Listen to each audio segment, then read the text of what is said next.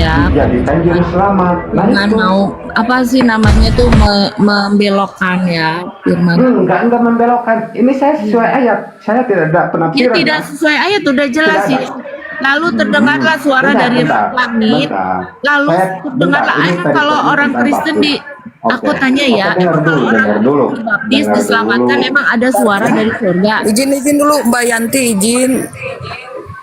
Ya, Pak Pontius itu udah blink, jadi di mute dulu.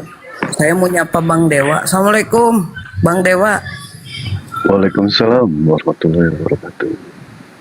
Ya, Pak Pontius di mute dulu, nanti biar Bang Dewa dulu. Bang Dewa, gaskeun Bang Dewa.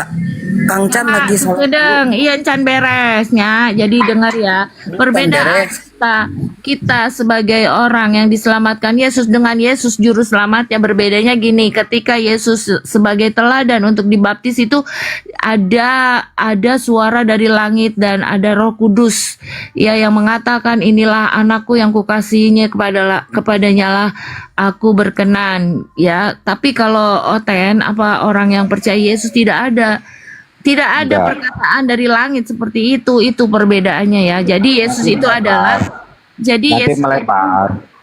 Kalau Anda membaca sampai ke situ nanti melebar. Di tidak sini melebar gini loh, gini loh Anda dengar bilang ya. Yesus itu dengar ya, kamu harus pahami ya. Yesus ketika lahir aja sudah dibilang kamu akan menyelamatkan umatmu.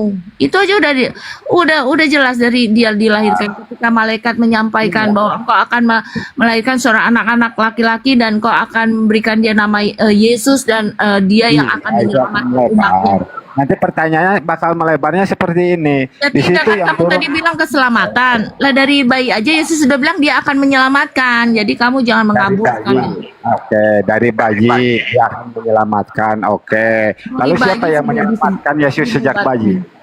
Siapa Dari yang menyelamatkan Yesus sejak bayi? Malaikat sudah menubuatkan engkau akan menjadi penyelamat bagi umatmu gitu, bagi Bagi umatnya. umatmu. Tapi sewaktu bayi dia akan hidup kalau dia diselamatkan. Ini bicara syariat ya, bicara tentang kemanusiaan. Apa pertolongan untuk Yesus hidup? Memberikan makan, memberikan nete, susu dan sebagainya. Nah, seandainya tidak diberikan ASI ataupun makanan yang lain, dia tidak mungkin hidup dan tidak mungkin dapat diselamatkan. Ya, jadi gini ya. Jadi ketika Yesus dilahirkan, ketika dia bertumbuh, ketika dia melayani, ketika dia sampai mati dan bangkit itu sudah dinubuatkan dari nabi-nabi, dia cuma menjalankan saja. Paham ya? Jadi kalau kamu bilang kalau tidak diberi nete, diberi makan, dia tidak akan hidup. Tidak. Itu pasti akan terjadi karena apa yang dilakukan Yesus selama di muka bumi, dia cuma menjalankan nubuat para nabi. Ya. Iya, tapi sewaktu dia bayi itu kehidupan secara jasmani, itu siapa yang memberikan dia? Bukan secara dari Tuhan secara langsung. Nah, Iya, kan jadi gini loh. Jadi karena sudah dinubuatkan Yesus itu akan lahir dan Muter akan ini besar, malah akan motor bangun. jalan di tempat, Kang Pontius jalan di tempat ini. Silakan kalau Bang Pontius, silakan nanti di mute dulu. Ada Bang Dewa, jadi beri kesempatan buat narasumber lain untuk berbicara begitu, Kang. Ya, jadi aku tegaskan ya sama ini ya. Kalau Yesus itu mau dia ditetein, mau dia dikasih makan, itu sudah dia menjalankan nubuat. Jadi mau tidak mau itu memang harus tergenapi. Dia diberi makan, dia nete, dia makan, dia lapar, itu sudah harus digenapi. Anak manusia harus begitu ya, harus digenapi. Nggak bisa. Bang. Baik. Baik, Pak Yanti ya. Dalam aturan hidup itu sangat sederhana, Pak Yanti ya. Yang kotor itu akan bau, yang jujur itu akan kuat, dan yang licik atau bohong akan lelah dalam menjaga topengnya. Tadi Dewa mendengarnya terlalu melebar kemana-mana ya. Kita bereskan satu dalil dulu. Tadi yang mengatakan, Mbak Yanti mengatakan, barang siapa yang melihat aku sama dengan melihat Bapa di surga. Betul ya? Salah Dewa, Gitu ya? bukan aku. Firman Tuhan, aku membaca. Baik, Wah, dalam firman Tuhan mengatakan seperti itu. iya. Baik, dalam firman Tuhan mengatakan seperti itu. Barang siapa yang melihat aku, sama dengan melihat Bapa di surga. Nah, pertanyaannya begini loh. Ketika hidup di dunia, Yesus itu punya pantat. Apakah Bapa di surga punya pantat atau tidak? Jadi kamu harus pahami ya, Bapa itu roh, Allah itu roh, Bapa itu roh, ya, Bapa itu roh, ingat ya. Yesus Nggak, itu dijawab aja. Iya, Bapa Dijawab itu aja. roh. Sekarang kalau Berarti roh- sama Hmm, sama atau tidak? Mahadewa, tubuhmu Ya. punya pantat, rohmu punya pantat nggak? Nggak ada, saya nggak tahu soal roh. Ya makanya Nggak tahu. itu kalau kamu tidak tahu soal roh, udah jelas roh itu tidak berbentuk.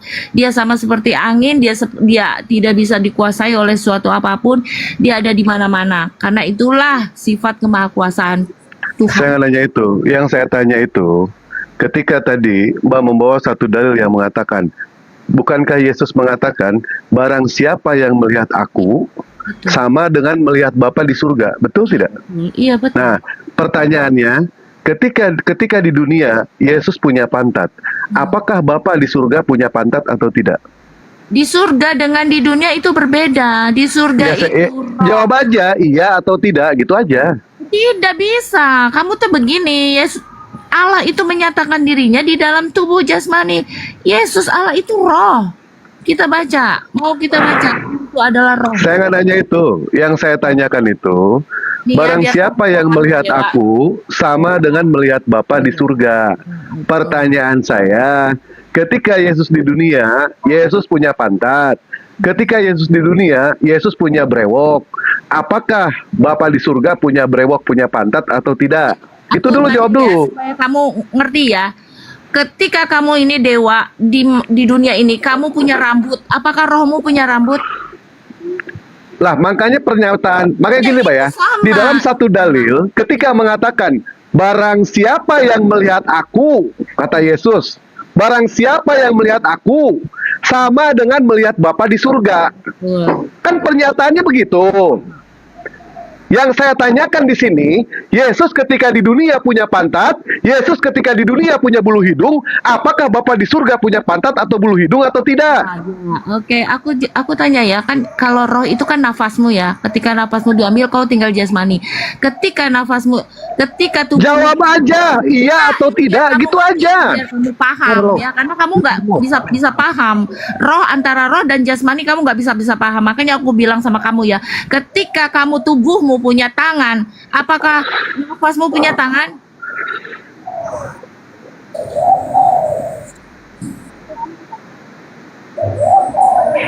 Tak jawab.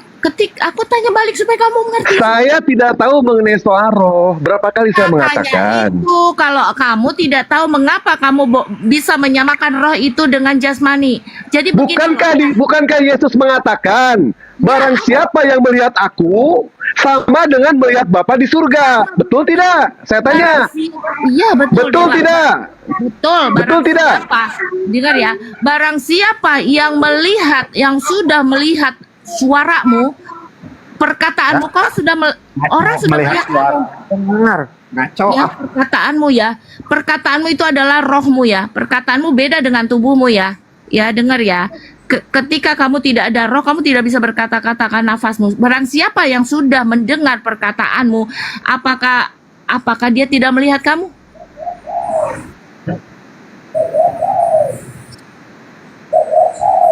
Jadi kalau kamu nggak paham-paham, kita ke diri kita aja. Barang siapa yang sudah mendengar suaramu, perkataanmu, apakah orang itu tidak melihat kamu juga? Itu sama. Nggak beda tuh. Analoginya yang pas lah. Baik, saya bacakan dulu dalilnya ya. Ya. Saya bacakan dulu dalilnya supaya enak. Di dalam Yohanes 14 nomor 9, kata Yesus kepadanya, telah sekian lama aku bersama kamu, Filipus, namun kamu tidak mengenal aku. Barang siapa telah melihat aku, sama telah melihat Bapa. Pertanyaannya, Filipus pada saat itu melihat Yesus punya pantat, punya bulu hidung, punya brewok tidak? Saya tanya. Ya kali ada. Baik, kali ada. Nah sekarang ketika Yesus mengatakan seperti itu, apakah Bapa di surga punya pantat, punya bulu hidung, punya brewok atau tidak? Ya dengerin ya. Kan tadi udah aku bilang, Bapak Kok itu muter roh. aja sih? Tinggal bilang iya, tidak, iya, tidak. Selesai loh. Tidak. Selesai Tidak. itu. Dia roh. Tidak, karena dia roh. Nah, pada saat Yesus mengatakan seperti itu ke Filipus, Filipus melihat fisik Yesus atau melihat roh Yesus? Fisik Yesus lah. Nah, fisik Yesus. Pada saat Yesus mengatakan seperti itu, dia berfisik atau tidak? Barang siapa yang melihat aku, sama dengan melihat Bapa di surga. Yesus punya fisik atau tidak? Aku baca ya, didengar, makanya kalian ini kalimat begitu jelas saja nggak paham-paham. Aku katakan nih ya, apa yang aku katakan kepadamu tidak aku katakan dari diriku sendiri, tetapi Bapa yang roh itu ya, Bapa yang roh itu diam di dalam aku. Nafasmu diam di dalam kamu. Tubuhmu itu berbeda dengan nafasmu. Ketika nafasmu diambil tinggal tubuhmu. Jadi ketika roh itu yang berdiam di dalam Yesus itu, ya itulah Yesus bilang sama dengan iya Bapa itu ada. Bapa itu Berarti pada saat itu, Filipus melihat roh Yesus. ya katanya kan sudah melihat Yesus yang melihat Bapa. Di sini tidak ada pernyataan Yesus mengatakan roh. Di sini jelas-jelas di eksplisitnya mengatakan barang siapa telah melihat aku. Artinya orang-orang pada saat itu melihat fisik Yesus. Yesus mengatakan lagi, ia telah melihat Bapa. Artinya sama. Fisik Yesus seperti itu, ternyata fisik Bapa pun seperti itu, berdasarkan dari yang namanya teks yang tertulis di dalam Bible. Nah, pertanyaan saya mudah loh ini. Ketika Yesus di dunia, Filipus melihat fisik Yesus. Yesus punya mata, Yesus punya bulu hidung, Yesus punya pantat, Yesus punya punya brewok. Apakah Bapa di surga punya brewok atau tidak? Itu aja pertanyaan saya. Itu roh. Karena Bapa Berarti berbeda ya, berbeda ya. berbeda. Berarti berbeda ya. Berbeda. Nafasmu dengan tubuhmu berbeda juga karena Oh, Allah berbeda. manusia. Berbeda. Napas saya, tubuh saya, Ya berbeda memang, itu. Ya memang. Nah, berarti artinya ayat ini tidak sesuai dengan apa yang dikatakan oleh Yesus. Artinya Yesus pendusta di sini. Betul tidak? Kecuali kalau dari pihak Kristen berani mengatakan, nafas kamu dengan tubuh kamu berbeda. Tetapi kenapa kamu Berbeda. dibilang satu? Kenapa kamu dibilang Berbeda. satu? Kenapa kamu Loh, bilang satunya satu apa? Satunya satu Dirimu apa? Dewa, dirimu satu Loh, dewa. berarti Orang dewa tidak ini bilang- beberapa bagian, sama Orang seperti tidak Tuhan ente bilang- beberapa bagian begitu. Orang tidak Beberapa pernah bagian. bilang, orang tidak pernah bilang itu loh kata nafas kata rohnya si dewa itu nggak bilang itu toh. Tetapi Iya, berarti Bapak itu beberapa bagian ya, dibagi beberapa bagian, begitu maksudnya. tidak kan tadi Kan? Nah, Jadi gitu. jiwa saya Iya. saya orangnya satu, terbagi dengan beberapa yang namanya elemen. Nah, apakah Bapak di surga juga satu terbagi dengan beberapa elemen? Sama atau tidak? Itu karena Bapak tidak Oh, bisa. berarti- Iya, memang begitu kok. Emang begitu kok. Karena baik. kejadian ya Tuhan menciptakan. Berarti jelas ya ayat ini salah ya berarti ya. Ayat ini salah ya. Tidak salah. Sebenarnya terlalu mudah, Dok. Sebenarnya terlalu mudah. Bukan, ya. Mbak, karena Mbak itu menggunakan doktrin. Andai kan tidak menggunakan doktrin, Benar. pasti Tidak Mbak akan menjawab dengan ada jujur. doktrin. Kecuali kalau Mbak mengatakan betul, Bapak punya pantat, Bapak punya bulu hidung, Bapak punya brewok, selesai sudah. Saya nggak akan bantah, nggak akan gini bantah. jadi Bapak itu, Tuhan itu menciptakan manusia itu serupa dan segambar. Nah, serupa dan segambar. Baik, Ya, baik. jadi- Saya ulangi lagi. Bentar, Manusia, bentar. Kamu dari tadi ngomong, aku nggak bisa ngomong. manusia Jadi, itu ketika Bapak mengatakan, marilah kita menciptakan manusia menurut rupa dan gambar kita. Nah, gambar manusia di sini ada dua, laki-laki dan perempuan. Bapak di sini laki-laki atau perempuan? tidak, yang diciptakan itu pertama kali Adam ya. Kalau Hawa itu tidak diciptakan, dia diambil Baik, dari tulang rusuknya. berarti laki-laki, Bapak. Iya betul. Baik, Bapak laki-laki. Bapak Yes, punya nonot atau tidak? Sama seperti Dengar ya, Adam. Memang susah ngomong sama kalian ya. Ketika Allah Bapa itu menciptakan manusia segambar dengan diri dia, segambar dan serupa dengan Tuhan, ya jadi sangat mudah mengerti ketuhanan Yesus ini melalui tubuh kita yang sudah diciptakan segambar dengan dia. Ada roh, ada jiwa, dan ada tubuh. Itulah esensi Yesus Kristus di dalam dunia ini ada Roh Kudus yang bersama dengan dia dan ada tubuh jasmani. Tetapi ketika dia sudah terangkat, tubuh jasmani ini sudah tidak ada lagi. Dia sudah roh itu sendiri, Allah itu sendiri. Kalian itu tidak bisa memahami dengan diri kalian saja. Kalian bisa memahami Tuhan kami dengan diri kalian saja. Karena kalian tidak bisa berkata-kata dengan nafas kalian, tubuh kalian tanpa nafas kalian tidak bisa. Begitu pula Yesus tanpa ada roh keilahiannya, Yesus tidak bisa berbuat apa-apa. Yesus sendiri yang berkata-kata atau sepanjang Alkitab bilang aku tidak bisa berbuat apa-apa tanpa nafasnya, tanpa pikirannya, tanpa Roh Kudus, tanpa Allah itu sendiri. Pada saat Yesus mengatakan, aku tidak bisa berbuat apa-apa atas diriku sendiri, itu dengan napasnya, dengan tubuhnya nggak? Dengan jiwanya tidak? Dengar ya, Yesus di dalam dunia ini ya, dia itu adalah manusia, dia adalah anak manusia yang memiliki roh kemanusiaan ya. Dia memiliki roh kemanusiaan, makanya dia bisa mati, tubuhnya bisa mati, masuk ke dalam kematian, dikuburkan. Itu dia sebagai manusia, tapi ilahi, rohnya tidak bisa. Makanya dibilang, kenapa Eli Eli lama sabaktam, Allahku kenapa engkau meninggalkan aku? Karena ilahi tidak bisa mati. Ilahi Di tidak mana dikatakan, Mbak, pada saat Yesus mengatakan, Eli, Eli, lama sabaktani. Yesus memanggil siapa di situ, Mbak? itu Allahku kenapa engkau meninggalkan aku? Coba cari satu dalil, Mbak. Cari satu dalil, satu dalil berdasarkan nanti kasih tahu. referensi. Kalau Eli itu adalah Tuhan, Mbak. Coba satu aja, satu aja, Mbak. Oke, Nah, bacakan di kalau Kolose. Eli itu, baik, kita buka ya. Eli itu adalah Tuhan. Kami pengen tahu. Dengerin ya, itu kan Eli, Eli, lama sabaktani, Allahku, Allahku, mengapa engkau meninggalkan aku? Iya, sekarang cari referensi. kamu Kalau aja. Eli itu merujuk kepada Allah. Lah, Baik, kamu- kalau begitu saya ya. Ketika di dalam Matius 27 nomor 46, Aku di situ kan- kira-kira Bapak, sebentar dulu ya. Bapak, ya. Kira-kira jam 9 berseluruh Yesus Bapak, dengan Matius suara berapa? nyaring. Sebentar dong, aku juga ikut baca dulu. Matius berapa? Matius 27 nomor 46. 27 ayat 46. Sebentar. Ah, Ayat 46. baik. Sebentar. Ini di Taman Getsemani ya. Oke, baca.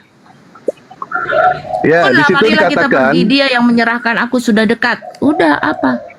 kira-kira jam 9 berseluruh Yesus dengan suara nyaring, Eli Eli lama sabaktani. Pertanyaan saya, Eli di sini merujuk kepada siapa? Itu ayat keberapa itu? Ayat 46, bangunlah marilah kita pergi, dia menyerahkan aku sudah dekat. Ini Matius ayat 46 ini cuman itu, nggak ada. Di mana itu kamu baca Eli Eli? Ada ayat di dalam Matius. Ya Matius berapa? Ayat berapa? Tadi Pak sendiri yang membacakan. Nah ini Matius yang kau bilang ayat 46, bangunlah marilah kita pergi, dia yang menyerahkan aku sudah dekat. Mbak itu baca ayat berapa sih? Matius 27. Matius 27 nomor 46. 27 ayat 46. Sebentar. Ini gimana sih Mbak ini? Ya kamu tadi bilang 46 ayat 47. Loh, saya bilang 46. Bukan. Sabar Bang Dewa. 27 ayat 46. Assalamualaikum terus sih Pak. Ah, Aku baca ya, Yesus nanti judul tarikatnya. Mulai dari jam 12 kegelapan meliputi seluruh daerah itu sampai jam 3. Kira-kira jam 3 berserulah Yesus dengan suara yang nyaring. Eli Eli lama sabachthani, artinya Allahku, Allahku, mengapa engkau meninggalkan aku? baik. Sudah ada Sekarang pertanyaan saya, ketika Yesus mengatakan Eli Eli lama sabaktani, Eli di situ merujuk kepada Allah. Tolong cari referensi dalam bahasa apapun juga, Eli itu maknanya adalah Allah. Ya kamu Cari aja. di mana? Ya kamu Baik, aja terus tidak tadi ada. bukti. Baik, tidak ada Pak, tidak ada Pak ya. Bukan tidak ada, aku tidak Loh, kapasitasnya sebagai orang. ibu bilang tadi nanya ke saya, ya kan? Kamu aja yang cari, saya sudah cari di berbagai bahasa, tidak ada dikatakan Eli di situ adalah Allah. Eli di situ adalah Tuhan, tidak ada. Bahasa. Sebentar dulu, Mbak. Mbak kan tadi nanya ke Bahasa saya. Ibrani, kamu baca Sabar di mana dong. bahasa Ibrani? Makanya sekarang Mbak cari, ada nggak referensi Ada telepon ya? yang mengatakan Eli di situ adalah Tuhan, Eli di situ adalah Allah? Ada atau tidak? Kalau ada yang mengatakan Eli adalah Tuhan, Eli adalah Allah, saya habis maghrib kawin lagi saya. Dewa kawin lagi habis maghrib kalau ada yang mengatakan Eli itu adalah Allah. Bahaya, bahaya Bang Dewa. Kawin lagi. Setuju. Aduh. Tidak ada di dalam referensi manapun ketika Yesus mengatakan Eli Eli lama sabaktani itu merujuk kepada Tuhan. Itu tidak ada, saya jamin. Saya sudah mencari yang namanya berbagai bahasa, apa makna Eli di sini. Ternyata Bu, kalau Ibu mau membaca dalil berdasarkan dari yang namanya Bible, Eli di situ bukanlah merujuk kepada Bapa, kepada Tuhan, kepada Allah, tetapi Eli di situ merujuk kepada kakeknya. Jadi Yesus tidak pernah memanggil Tuhan dengan sebutan Eli, tidak pernah Bu. Ya, yang dipanggil sama Yesus pada saat itu adalah kakeknya. Silakan Ibu buka Lukas 3 nomor 23. Oh berarti manggilnya Abah. Abah. Abah, betul. Aki. Aki. Ah, jadi habis maghrib jadi kawin lagi. Saya kawin lagi. Kalau ada satu dalil yang mengatakan referensi Eli itu merujuk kepada Allah. Kawin lagi saya kalau ada, beneran. Sok cari dalam bahasa Ibrani ke, dalam bahasa Yunani ke, dalam bahasa Amerika Latin, dalam bahasa Cirebon, dalam bahasa Bandung, atau dalam bahasa manapun juga. Nggak akan pernah ketemu kalau Eli itu maknanya adalah Allah. Kalau Eli itu adalah maknanya Allah ataupun Tuhan, nggak akan ada. Karena ketika Yesus di dunia, tidak pernah satupun juga, sekalipun juga Yesus memanggil dengan sebutan Eli, tidak pernah. Yesus hanya memanggil dengan sebutan Bapak. Itu pun huruf K-nya hilang, dikorupsi itu huruf K-nya. Konsonan kaidah dalam bahasa Indonesia, Bapak itu B-A-P-A-K. K-nya dikorupsi itu. Kalau misalnya Bang Dewa tidak kawin lagi, biarin saya yang kawin lagi. Nah, nggak apa-apa.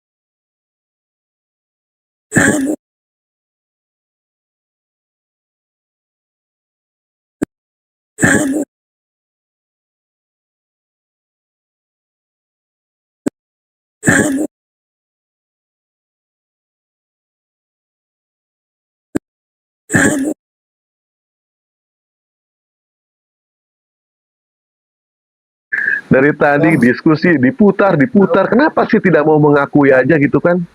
Nggak salah kok, yang namanya orang jujur itu nggak salah. Tetap aja masih Kristen. Kan itu baru pelajaran bahasa, belum matematika. Semuanya juga salah Pak. Jangankan bahasa Indonesia, jangankan matematika, IPA aja salah semuanya. Ilmu sen aja kalah, salah semuanya. Nggak ada yang bener kok. Nggak ada yang bener. Liciklah seperti ular. Binatang paling licik apa itu? Emang ular? Hah? Binatang paling licik itu rubah. Iya. Diprotes itu sama manusia. Firman Allah bisa diprotes sama manusia. Kan itu aneh. Berbeda halnya dengan Al-Quran Nur Karim. Al-Quran Nur Karim, silakan kalau mau bisa protes. Silakan kalau mau bisa merubah yang namanya Al-Quran. Bahkan puluhan, ratusan, jutaan, bahkan miliaran manusia tidak akan pernah sanggup merubah apa yang tertulis di dalam Al-Quran. Tetapi puluhan, ribuan manusia, jutaan, bisa yang namanya merubah sifat manusia. Itulah luar biasanya Al-Quran. Berbeda dengan Bible. Setiap hari direvisi, setiap tahun direvisi. Yang tadinya ikan bakar, jadi ikan goreng. jadi ikan bakar lagi. Ini lama-lama jadi pecel lele ntar. Kalau nggak jadi rendang. Jadi ikan layur sekalian. Kabur. Kabur. Aduh, ampun.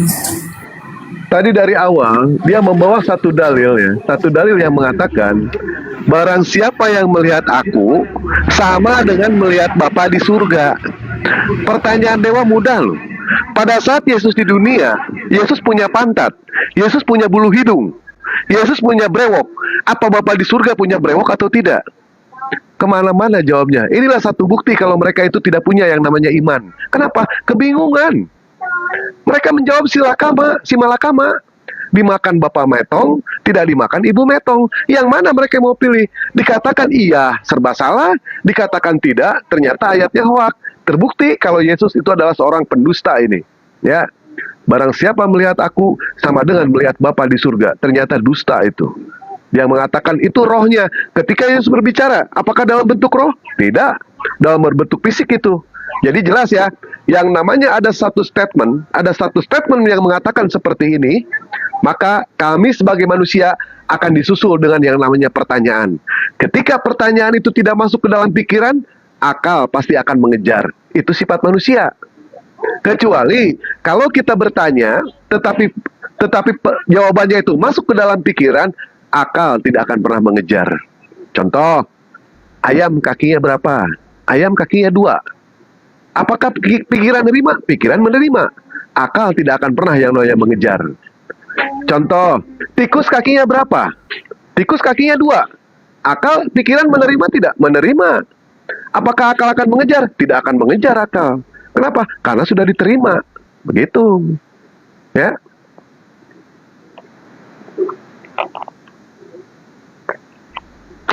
Tadi yang naik kenapa turun lagi? Heeh.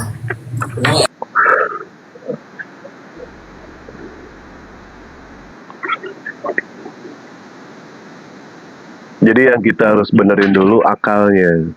Kalau akalnya sudah bisa difungsikan, insya Allah dia akan bisa yang namanya belajar. Tapi kalau akalnya sudah tidak difungsikan, mau sampai kapanpun juga kita akan sia-sia berdiskusi dengan orang seperti itu.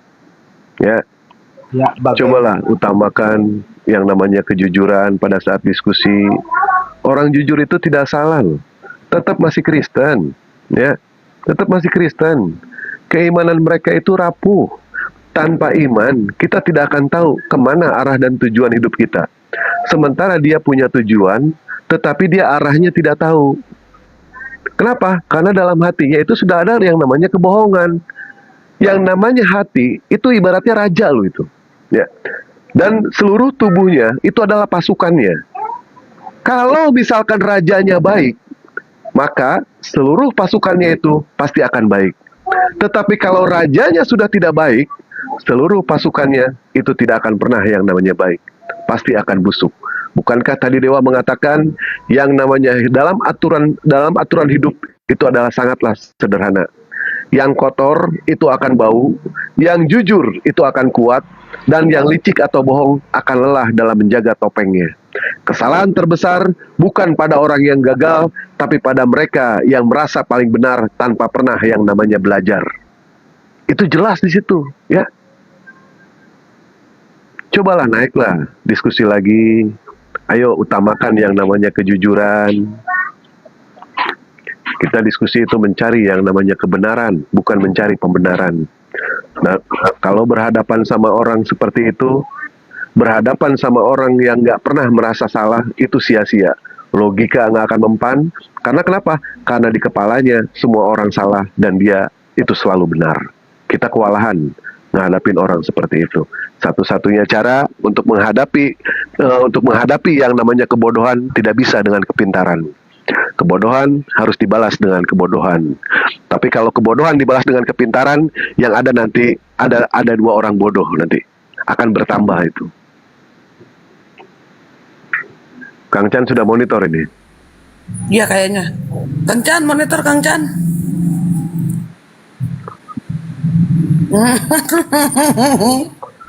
Diam aja ya.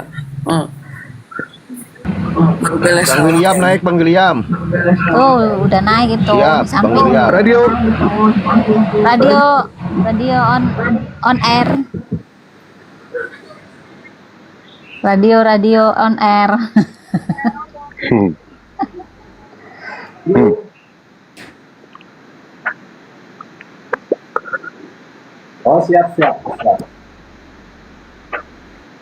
Kang Chan, gantian dong. Tadi Kang Chan udah William, juhur. Selamat siang, Bang William.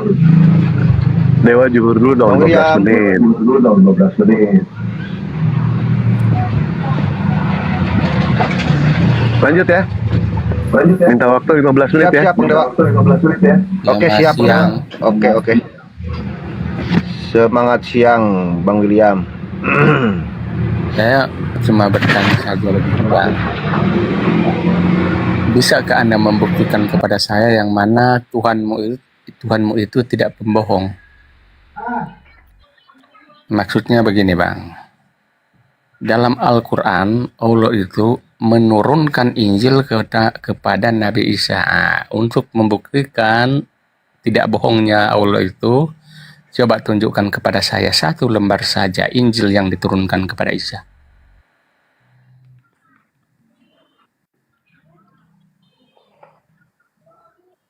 Sebentar, saya tanya dulu nih. Kang Chan, monitor Kang Chan. Kang Chan, monitor. Bang Dewa sholat dulu. Kang Chan belum kelar. Silakan Bang Pontius. Apa Bunda Ros? Bang Pontius, Bunda Ros. Aku mah gimana pertanyaannya tadi? Begini, Bu. Yang mana kan Allah itu bukan pembohong. Buktikan kepada saya yang mana dia tidak bohong. Gimana Katanya, Allah? Tampilkan ayat dulu, Bang. dengar Jangan dulu ini Ah. tampilkan Dengar ayat-ayat dulu, dengar berapa dulu. dari surah Di mana- apa. di Jangan mana langsung. ada bohongnya? Dengar dulu. Dalam Al-Quran itu tertulis yang mana Nabi Isa itu kepadanya diturunkan Injil. Iya, di mana Untuk membenarkan tertulisnya di mana? kalimat Jelaskan ayat dong. Di mana? itu, Bawa data buktikan harus kepada dengan saya mana ayat Injil berapa, itu, 1 lembar, surah 2 apa. lembar. Tes. Iya, dari mana? Dari mana? Saya tidak bisa buka itu, karena Assalamualaikum. saya cuma 1. Salam. Nih Kang Chan. Waalaikumsalam warahmatullahi wabarakatuh. Iya. Saya cuma 1, Bang. Iya. Dan kalau mau menjelaskan jangan nyenggol-nyenggol kitab kami ya. Jangan. Nggak bisa dong. Nggak bisa, saya senggol. Saya habis-habisan saya senggol. Seriusan. Kalau kamu tidak mau disenggol, silakan. Jelaskan. Ya terserah saya dong. Anda kalau mau nanya, Anda kalau mau nanya, Anda tidak bisa mendikte orang menjawab apa. Loh, gimana saya menjawab? Kalau ternyata saya menjawab tidak nyambung, bala boleh Anda, dan Anda dipersilakan untuk turun. Silakan turun. Alasan kenapa orang-orang Kristen dia tidak mau Bible-nya itu dikutip, dia tidak mau di Bible-nya dibahas karena dia tahu bahwa Bible-nya bukan hanya tidak mendalili Kristen, Bible-nya itu dia memojokkan Kristen. Silakan bertanya. Kayaknya Anda tidak nyambung ya. Pertanyaannya apa? Buktikan kepada saya yang mana Allah itu tidak bohong. Baik. Allah mengatakan baik. Dengar dulu. Karena dalam Al-Quran itu Allah itu mewahyukan Injil kepada Nabi Isa, dan mana Baik. kitab itu? Markus 1 nomor 14. Ya. Bukan situ jawabannya. Iya. Markus 1 nomor 14, coba baca. Baca. Jawabannya ada di Markus 1 nomor 14. Maksudnya emang gini cara diskusi Anda? Yes, betul. Yang saya bicarakan ini Isa dan Al-Quran. Yes, dan Injil kan? Jawab. Di mana Allah mewahyukan Injil kepada Nabi Isa, Anda bisa menemukan di Markus 1 nomor 14. Isa Berani dan buka? Yesus tidak sama. Sekarang baca Markus 1:14. Berani nggak buka Bible-nya? Tidak sama. Dia memang Yesus di dalam Bible itu banyak. Ada Yesus yang dikutuk, ada Yesus yang ketika zamannya Raja Herodes lahirnya, ada yang Yesus ketika zamannya Archelaus lahir. Cobalah kalian apabila Nggak jelas, turun, nggak mau. Dia tidak tahu kalau ternyata di dalam Bible Yesus ini memberitakan Injil. Dia tidak tahu. Inilah kenapa. Nah, ada data. Coba Markus 1:14, coba. Siapa yang bisa nunjukin data? Baca dulu. Markus 1:14. Nah, tuh. Sesudah Yohanes ditangkap, datanglah Yesus ke Galilea memberitakan apa itu? Memberitakan komik Doraemon. Yesus dan Isa beda, kecuali Anda. Lalu yang memberitakan Injil di situ siapa? Yang memberitakan Injil di situ siapa? Kecuali di situ. Yang memberitakan Injil di situ siapa? Hihihi. Inilah Kristen. Dia tidak tahu Bible-nya sendiri. Yang mereka pegang itu buku Matius, buku Lukas, buku Yohanes, buku surat Paulus. Mereka pegang itu. Tapi yang mereka pegang, Tapi kalau Mamat sama Umar sama sahabat mereka tidak memegang apa yang diberitakan oleh Yesus di Galilea, yaitu Al-Injil. Kenapa orang-orang Kristen ini mereka sangat tidak senang dengan Yesus? Karena mereka tahu kalau Yesus yang diceritakan dalam Bible, Yesus tidak pernah mengajarkan Kristen. Yesus tidak pernah mengajarkan buku Markus. Yesus tidak pernah mengajarkan buku Matius. Yesus tidak pernah mengajarkan buku Yohanes, apalagi surat-surat Paulus. Yesus tidak pernah mengajarkan Bible sama sekali. Sekarang pertanyaan saya, itu jawaban saya. Sekarang jawab pertanyaan saya. Jawab pertanyaan. Ketika Yesus di Galilea, dia memberitakan Injil Allah, Injil Yesus, atau Injil Markus, Matius, Lukas? Jawab. Jawab. Begini, Jawab. Bukan itu yang saya tanya. Ketika di Galilea, Yesus memberitakan buku Matius, Markus, Lukas, atau Injil Allah? Iya. Apa? Iya, terus. Jawab dulu. Apakah Yesus memberitakan buku Matius, Markus, Lukas? Yang kita bahas Isa atau Yesus? Apakah Yesus ketika ke Galilea memberitakan buku Matius, Markus, Lukas? Jawab. Dengarlah, 171 penonton. Jawab. Yesus memberitakan buku Matius, Markus, Lukas, atau Injil Allah? Ternyata ketahuan selama ini Yesus tidak pernah mengajarkan buku Matius, Yesus tidak pernah mengajarkan buku Lukas, Yesus tidak pernah mengajarkan buku Yohanes, Yesus tidak pernah mengajarkan surat-surat Paulus. Yang diikuti oleh Kristen adalah surat-surat Paulus. Tak pernah diajarkan oleh Yesus. Ternyata Yesus memberitakan Injil. Di dalam Quran, Allah memberikan Nabi Isa Injil. Bukan buku Matius, bukan buku Markus, bukan buku Lukas. Makanya inilah sebabnya kenapa orang-orang Kristen tidak pernah bisa berdamai dengan Bible-nya sendiri. Selesai, sudah selesai. Aku Bang, Anda mencari selesai. Lihat, inilah Kristen. Malu kau. Masa Turunin aja, Kang. Gak bener, Anda Kang. bertanya kepada saya Nggak bisa. Kalau saya moderator, saya turunin komalnya. Kalau Anda bertanya tentang Kalau punya komal, dibiarkan begitu. Masalahnya. Inilah kenapa Kristen dia tidak bisa berdamai dengan Bible-nya sendiri. Lihat, Yesus itu hanya memberitakan Injil Allah. Yesus anak Maria, dia memberitakan Injil Allah, Al-Injil, Atanial Kitab. Atanial Kitab. Apakah Yesus memberikan buku Matius? Memberitakan buku Matius, Markus, Lukas? Mana ada? Gak ada Yesus memberitakan buku Markus, Matius, Lukas.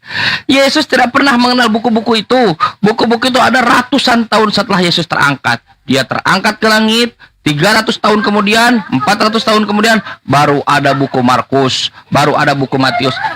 Buku Markus ada, Markusnya sudah jadi tulang belulang. Buku Matius ada, Matiusnya sudah kegencet tanah di kuburan. Buku Yohanes ada, Yohanes anak Zebedeus katanya, dia sudah tergencet di dalam liang lahat. Surat-surat Paulus ada, Paulusnya pun sudah ongkek dimakan ulat. Makanya dulu itu Bible itu di covernya itu dikatakan Gospel according to Matthew, according to Luke, according to John, according to Matthew, Mark, Luke, Matthew, John. According to apa maksudnya according to? According to adalah menurut. Saya buat buku sejarah. Buku sejarah menurut Bang Dewa. Buku sejarah menurut Bang Dewa. Selama 100 tahun menurutnya hilang. Hilang menurutnya. Suatu saat bukunya bermasalah. Dibawalah buku itu ke bentar ya.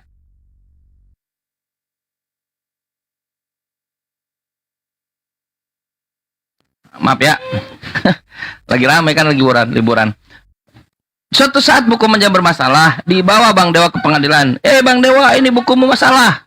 Silakan, gimana pertanggungjawabkan? Buku siapa nih? Bang Dewa tidak mau bertanggung jawab. Oh, dia selidiki dulu. Buku ini namanya buku sejarah menurut Bang Dewa. Ternyata penulisnya Kang Chan. Ambillah dia. Begitupun juga dengan Markus, Matius. Ditanya Markus, apakah pernah nulis buku ini? Enggak ada. Matius, enggak ada. Yohanes, pembola. Lukas, enggak ada. Tak pernah ada yang menulis itu karena according to. Makanya Anda buka di dalam literatur Katolik, who wrote the Bible, Anda akan menemukan uncertain, anonymous, tidak dikenal, tidak bisa dipastikan. Buku yang kalian anggap suci itu, yang membuat kalian menjadi musuhnya itu, tak pernah dikenal siapa yang nulis. Demi Allah, dari literatur Bible sendiri, dari literatur scholar-scholar Kristen sendiri yang mengatakan itu bahwa anonymous.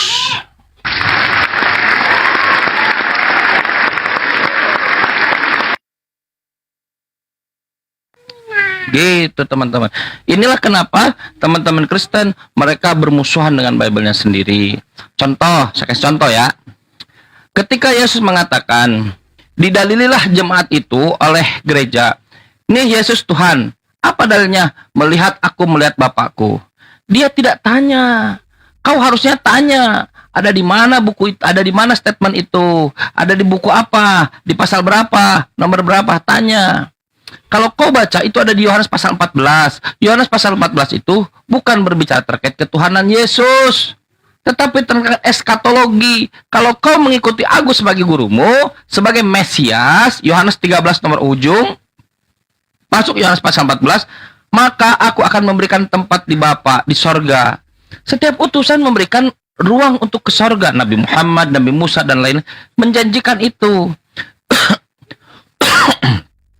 Sudah sekian lama aku bersama denganmu Filipus. Kenapa kau tidak mengenal aku? Sudah sekian lama kau menyusuri sungai itu di tengah-tengah goa yang gelap, hutan yang gelap. Kalau kau ingin menemukan jalan keluar itu, ikutilah sungai yang mengalir itu. Akulah jalan. Tidak ada yang menuju Bapa kecuali melalui jalan ini. Melihat jalan keluar. Melihat jalan, melihat surga. Melihat Yesus, melihat Bapa di surga. Masuknya eskatologi. Baca baik-baik. Kecuali kalau kalian ingin mengatakan bahwa melihat aku melihat Bapa, beliau melihat ketek Yesus, melihat ketek Bapa. Bapak, ini saling begini kan? Saling begini. Nah, lihat, ketika Longinus nembak kan ada ketek kelihatan kan? Ketek siapa ini? Tanya. Berdasarkan Kristen yang mendalil melihat aku lihat Bapak, ketek siapa ini? Ya ketek Bapak. Dan itu dalam literatur Kristen disebut heresy, bidat. Yang mengatakan Yesus adalah Bapa itu bidat. Bidat. Dulu orang dijejali melihat aku melihat Bapa, jadi Tuhan. Orang mikir. Makanya Yesus mengamanati, kasihilah Tuhanmu dengan akal budi. Mikir. Karena aku di dalam Bapa, Bapa di dalam aku. Jadi kalau Bapa di dalam Yesus itu Yesus jadi Tuhan gitu. Kau tidak tahu siapa aja yang di dalam Bapa. Bejubel. Kalau ditimbang itu bisa sampai 1 ton. Murid-murid ada di dalam Bapak. Yesus anak Bapak. Hitung 12. Anggap kita kasih asumsi. Setiap murid beratnya 60 kilo. 60 kali 12. Kurang lebih 720. Mungkin lah. Hitung-hitunglah kira-kira. Tambah Yesus 60. 60. 800. Tambah Israel anak Tuhan. Keluaran 4:22. Israel kasus ikut. Tambah lagi Efraim. Tambah Bani Israel, suku Israel. Berton-ton ada dalam Tuhan. Ton. Ini kata enggak, saudara. Kau ini didoktrin, didogma, buka Alkitab sabda. Bagaimana cara memahami Tritunggal? Panjang sekali. Seperti jasad, roh, dan tubuh. Matahari, cahaya, si panas. Apalagi pikiran dan seluruh analogi-analogi dimasukkan ke dalam doktrin itu dan tidak ada satupun yang nyambung. Bagaimana cara kalian doktrin? Coba kalau kita lihat doktrin Yesus. Inilah hidup yang kekal. Mereka mengenal Engkau ya Bapa, Tuhanku, satu-satunya Tuhan yang benar. Tanya Bang Dewa. Bang Dewa, siapa Tuhannya? Ada berapa? 1. Allah. Selesai. Beres urusan. 1 detik, 0,07 detik. Bayangkan. Ajaran Yesus, doktrin Yesus. Dengarlah orang Israel. Tuhan kita, Allah. Tuhan itu 1. Markus 12:29. 1 detik. Nggak ribet. Nggak membuat doktrin yang panjang. Harus melakukan rapat konsili, rapat Karang Taruna. Tahun 325, rapat banyak sekali orang. Semacam stadion, ruang ballroom. Disebut di Nisea, konsili Nisea. Untuk mendeklarasikan kalau Yesus itu Tuhan. Masalah muncul, Tuhannya baru 2. Tuhan 2. Selain Tuhan tidak bisa 2. Kalau 2 kan seri. Harus ini. Harus kalau demokrasi harus ada yang menang. Gitu kan. Maka menyusul masbuk. Terlambat. Tuhan yang terakhir muncul tahun 381, Roh Kudus. Jadi Roh Kudus ini Tuhan yang menyusul Roh Kudus itu. Dia masbuk, diangkat tahun 381. Tapi bukan hanya itu, tahun-tahun itu, abad-abad itu, teks-teks sudah ada. Kodeks Sinaiticus sudah ada, Kodeks Vatikanus sudah ada, Kodeks Bezae sudah ada, Kodeks Alexandrius sudah ada, kodeks sudah ada, tertulis sudah ada. Mereka mulai baca. Kata mereka, keilahian Yesus dan ketuhanan Yesus itu terpisah, nggak bisa. Kalau ada yang meyakini Yesus ilahi, ya udah. Kalau meyakini Yesus bukan ilahi, ya udah. Terpisah. Apa namanya ya? Adalah pokoknya gitu. Lalu mereka terpaksa konsili lagi. Iya, terpaksa konsili lagi di Kolsedon. Semua akomodasi rapat ditanggung oleh negara. Silahkan kita ke Kolsedon, lalu kita pecahkan permasalahan kita. Yesus yang hanya membutuhkan waktu 1 detik, 1,07 detik, Kristen membutuhkan waktu beratus-ratus tahun. Konsili Kalsedon lalu memutuskan bahwa Yesus adalah Tuhan sejati sekaligus juga manusia sejati. 100% Tuhan, 100% manusia. Ratusan tahun Tuhan yang didevelop. Tapi bukannya itu sampai sekarang. Sampai sekarang kita masih mendengar dari mulut orang-orang Kristen dengan berbeda-beda ketuhanan. Jangan naik, jangan aja. Berbeda-beda ketuhanan. Ada yang mengatakan Yesus itu adalah Bapa itu sendiri. Ada yang mengatakan Yesus bukan Bapa. Ada yang mengatakan Yesus itu malaikat. Ada yang mengatakan Yesus itu utusan manusia biasa. Saksi Yehova, Unitarian. Ada yang mengatakan Yesus itu adalah Tuhan tapi subordinat. Seperti Romo Aldo dan seterusnya. Ada banyak. Aneh. Bible-nya itu juga. Dan kepada Islam. Walah, orang buta tuntun orang buta. Ibu, boleh saya belajar Kristen dari Ibu? Bisa? Ya, memang harusnya. Baik. Memang harusnya. Baik. Kamu tahu Baik. Kristenan aja ini baru Baik. tahun 2 tahun. Aku Baik. udah lahir dari Baik. lahir. Enggak, aku mau pergi, aku mau keluar. Pasal, Bu. Di mana Yesus pernah mengajarkan Tritunggal? Emang siapa memang yang ini Tritunggal? Oh, Ibu bukan Tritunggal. Sendiri Tritunggal. Baca di Ibu bukan Efesus Tritunggal. ayat 1. Ibu meyakini Tritunggal tidak? Ya memang aku nggak punya paham Tritunggal atau oneness atau apa. Aku percaya bahwa Yesus itu adalah satu-satunya yang turun ke dalam dunia untuk menyelamatkan umat Bapak Tuhan bukan? Tuhan. Yesus Tuhan bukan? Udah jelas tadi kan? Yesus Tuhan bukan? Udah tadi ayatnya Yohanes 14. Yesus Tuhan bukan? Baca kejadiannya. Baca kejadian. Kejadian 1 ayat penciptaan. Yesus Tuhan bukan? Yesus Tuhan, Allah Bapa. Roh Kudus Tuhan bukan? Roh Kudus Tuhan. Jadi Roh Kudus bukan?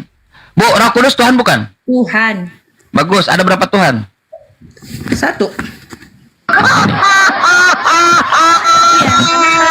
Kalian itu karena kalian itu botol. Begini Bu. Kang Chan sedikit aja, sedikit ya. Iya, lanjut ya.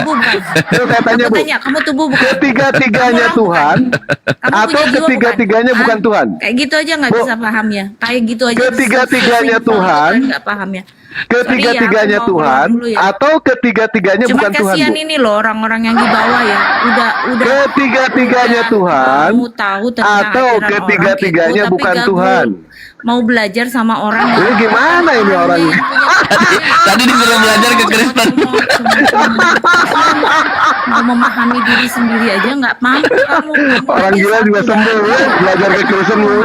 Orang gila sembuh. Mau mampu memahami Tuhan. Sorry ya. aku Nggak, mau pertanyaannya keluar ya. Bu, pertanyaannya ketiga-tiganya Udah, Tuhan atau ketiga-tiganya itu bukan Tuhan? Baik Bu, kalau misalkan Ibu mau keluar, terima kasih banyak Bu. Saya doakan semoga istiqomah selalu dalam kesesatan. Oh katanya turun, mau turun. Gimana sih? Katanya mau turun ya.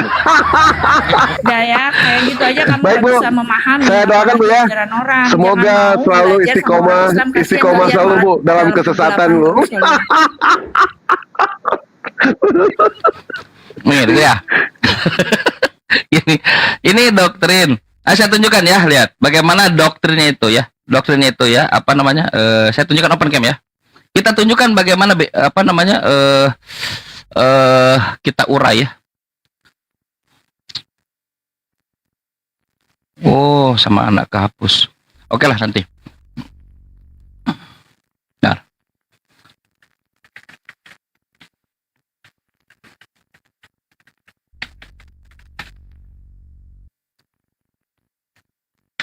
Nah, begini. Nih ya, ada. Lihat. Nih, lihat. Doktrin Allah Tritunggal. Sabda.org ya. Kita lihat. Bagaimana cara mereka melakukan doktrin? Ya, Yayasan Lembaga Sabda, lihat. Memahami doktrin, memahami bagaimana ketuhanan Kristen. Kata pengantar. Lihat. Mengetahui analogi-analogi, lihat. Coba kita lihat. Kita buat daftar di sini ya. Nah, Konsili Kalsedon. Tadi saya lupa apa namanya? Nah, Nestorianisme. Nestorianisme itu memisahkan Yesus itu manusia dan Tuhan itu terpisah. Oh, jadi kehapusnya. Lalu dijadikanlah Konsili Kalsedon, maka Yesus sepenuhnya Tuhan, sepenuhnya manusia. Mana Tritunggal. Ini mana ya. Ini dia nih, memahami analogi Allah Tritunggal. 1, air, es batu, cairan es, uap gas. Itu dia. Kalian siap-siap aja bertemu dengan orang yang di analogi itu. 2, matahari, cahaya, panas, energi. Asing nggak dengan? Terus semanggi berdaun 3, daun pertama, daun kedua, daun ketiga. Ayo cara mengawin Tritunggal nih. Terus seperti telur, kulit, cangkang, putih telur, kuning telur. Masalah generasi. Manusia yang tadi tubuh, jiwa, dan roh. Inilah dia, inilah ajaran, inilah cara mendoktrin sesuatu yang tidak diajarkan oleh Yesus. Bayangkan, dibuat analoginya. Tuh kulit, cangkang, putih telur, kena apa namanya? kuning telur. Nanti ditanya, Bang Dewa, kalau cangkang telur apakah telur? Putih telur apa? Kalau Pak Pendeta JJ pada saat diskusi sama Dewa, ini Pendeta JJ ya yang mengatakan Tritunggal itu ibarat biji katanya. Batang satu sama biji ini dua. Nah itu kata Pendeta JJ, bukan Dewa ya. Kata Pendeta JJ. Ibarat batang dan dua telur. Nah terus Dewa sempat nanya kan ke Pendeta JJ. Dewa sih nggak bantah. Baik Pak Pendeta, ketika Pak Pendeta mengatakan batang dan dua telur itu dikatakan sebagai Tritunggal, terus rambutnya itu siapa Pak? Dewa tanya. Rambutnya itu adalah jemaatnya.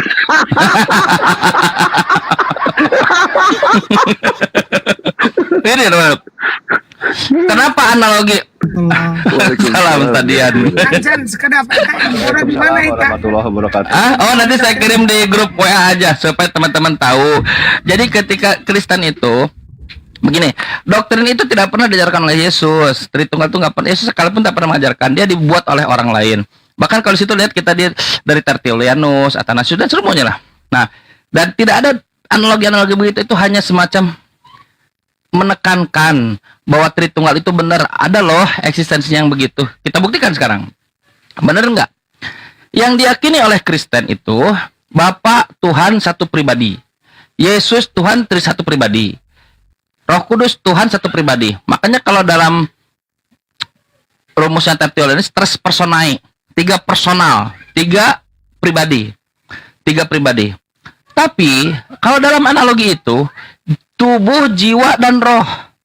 Saya ini tetap satu pribadi, bukan tiga pribadi. Selesai. Yang membedakan adalah bahwa ini adalah tiga pribadi, saya satu pribadi, saya satu kehendak. Kalau jiwa saya itu bagian daripada saya, tubuh bagian daripada saya, roh bagian daripada saya, tapi saya satu pribadi. Kalau yang didoktrinkan oleh gereja, Bapa satu pribadi, Yesus satu pribadi, Roh Kudus satu pribadi. Buktinya, sekarang tubuh saya tidak bisa hidup jika tidak ada roh. Mati, tidak bisa bergerak. Yesus masih hidup jika tidak ada Bapa. Dalilnya ketika Yesus dibaptis. Ketika Yesus dibaptis, Yesus ada di Sungai Yordan, Roh Kudus sudah di atas mengambil daging burung merpati. Jadi tidak hanya firman yang di daging, Roh Kudus juga jadi daging. Daging Bapa ada di atas. Kata teman-teman Kristen begitu, padahal suaranya tidak bisa didengar. Inilah anakku, kepadanya lah aku berkenan, dengarkanlah dia. Nah, Yesus bisa hidup tanpa Bapa. Bapa bisa hidup tanpa Yesus. Tapi kalau jiwa, tubuh, dan roh, tubuh tidak bisa hidup tanpa roh. Nggak bisa. Dan dia lupa, di dalam manusia itu bukan hanya jiwa, tubuh, dan roh. Kentut, usus. Nah, banyak. Kenapa jadi tiga? Begitu. Jadi, analogi yang tidak seimbang itu hanya untuk menekankan. Mereka tidak melihat dalam analoginya. Mereka hanya melihat, oh ada yang begini ya, tubuh, jiwa, dan roh. Berarti benar Tritunggal. Nenek lu kiper. Dua, tanya Yesus. Yesus pernah nggak mengajarkan Tritunggal? Nggak pernah. Yesus membantah itu satu-satunya. Ustaz Dian selalu mengatakan, Bapa itu Tuhan satu-satunya. Aku bukan Tuhan. Guru yang baik. Bagaimana cara mendapatkan hidup yang kekal? Apa kata Yesus? Jangan kau katakan aku baik. Beda. Hanya ada satu yang baik saja, yaitu Bang Dewa. Dewa kan? Bang Dewa. Bang Teos. Bang Dewa. Hanya ada satu yang baik saja, itu Bapa, kata Yesus. Tuhan yang Maha Kuasa. Menolak Yesus disebut baik. Menolak Yesus disebut Tuhan. Gak bisa. Itu ajaran Yesus. Yesus mengajarkan doktrin 1,05 detik. Tuhan itu satu-satunya. Tuhan Allah itu satu. Selesai urusan. Bahkan kurang dari 1 detik. Ini Kristen. Sampai nanti saya kirim ke grup insyaallah begitu teman-teman sekalian.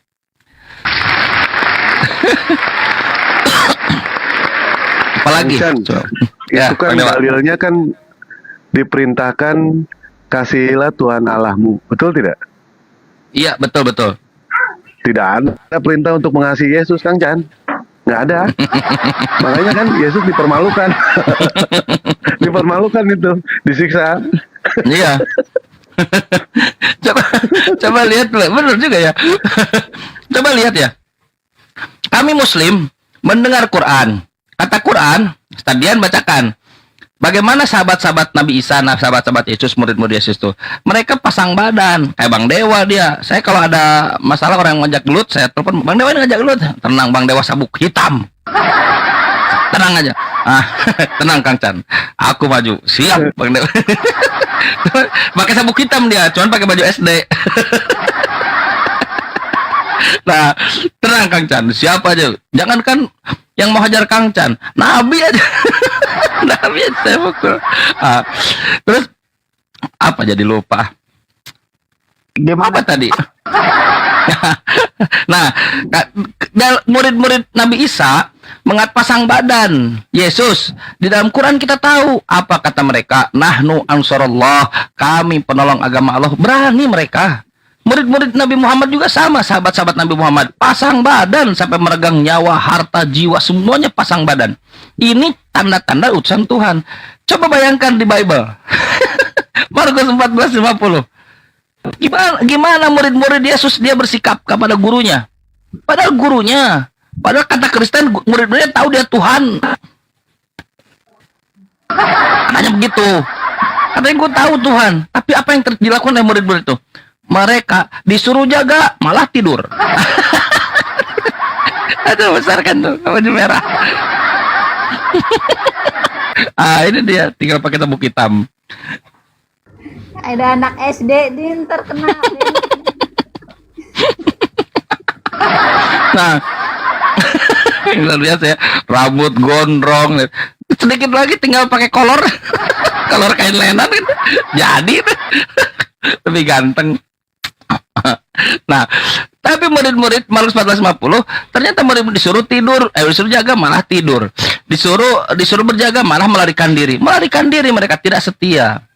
Ya, apakah itu memang menggambarkan Nabi Isa atau Yesus? Enggak. Kata siapa?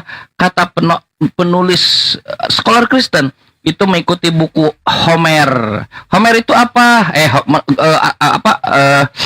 Odysseus. Odysseus apa? Odysseus adalah novel. Novel kapan? Abad ke-7 sebelum Masehi. Abad ke-7 sebelum Masehi. Siapa penulisnya? Homer. Odysseus of Homer. Markus, Gospel of Mark mengutip Odysseus of Homer. Ini yang dikatakan oleh Quran. Wa minhum ummiyuna la ya'lamunal kitab. Di antara mereka ada yang buta huruf terhadap Alkitab, ketetapan Tuhan. Illa amania, kecuali mengikuti dongeng-dongeng, novel-novel, angan-angan belaka, cerita-cerita. Wa inhum illa yazunnun, dan ditambahkanlah prasangka-prasangka. Ini yang terjadi. Makanya teman-teman Kristen, mereka harus banyak dealing, mereka harus banyak berkompromi dengan Bible. Aneh sekali, bagi saya aneh sekali. Bang Dewa meyakini Allah itu Tuhan. Ustadz Dian, Mbak Rosipa, semua yang di sini Muslim meyakini Yesus ini Tuhan. Lalu apa respon Tuhan? Yesus maaf, Allah gitu ya. Bang Dewa, semua Muslim di sini meyakini Allah ini Tuhan.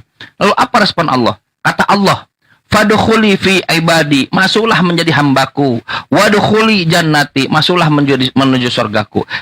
Mereka ini, orang-orang Islam ini, mereka menuhankan Allah, Allah sambut menuju surganya. Kristen coba, mereka berseru kepada Yesus Tuhan. Yesus, Yesus. Apa kata Yesus? Aku harus berterus terang pada kalian hari ini ya. Aku tak kenal kalian. Aku tak kenal kalian. Anyahlah dari hadapanku, penjahat. Dikasih predikat lagi penjahat.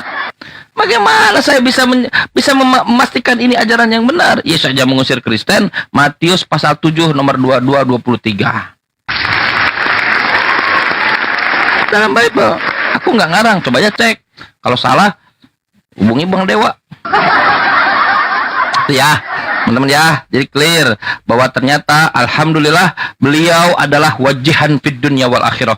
Beliau orang yang dimuliakan oleh Allah. Dia berbicara dalam buayan. Dia dijadikan nabi oleh Allah. Dia orang berbuat baik kepada ibunya. Dia tidak dibunuh. Dia juga tidak disalib.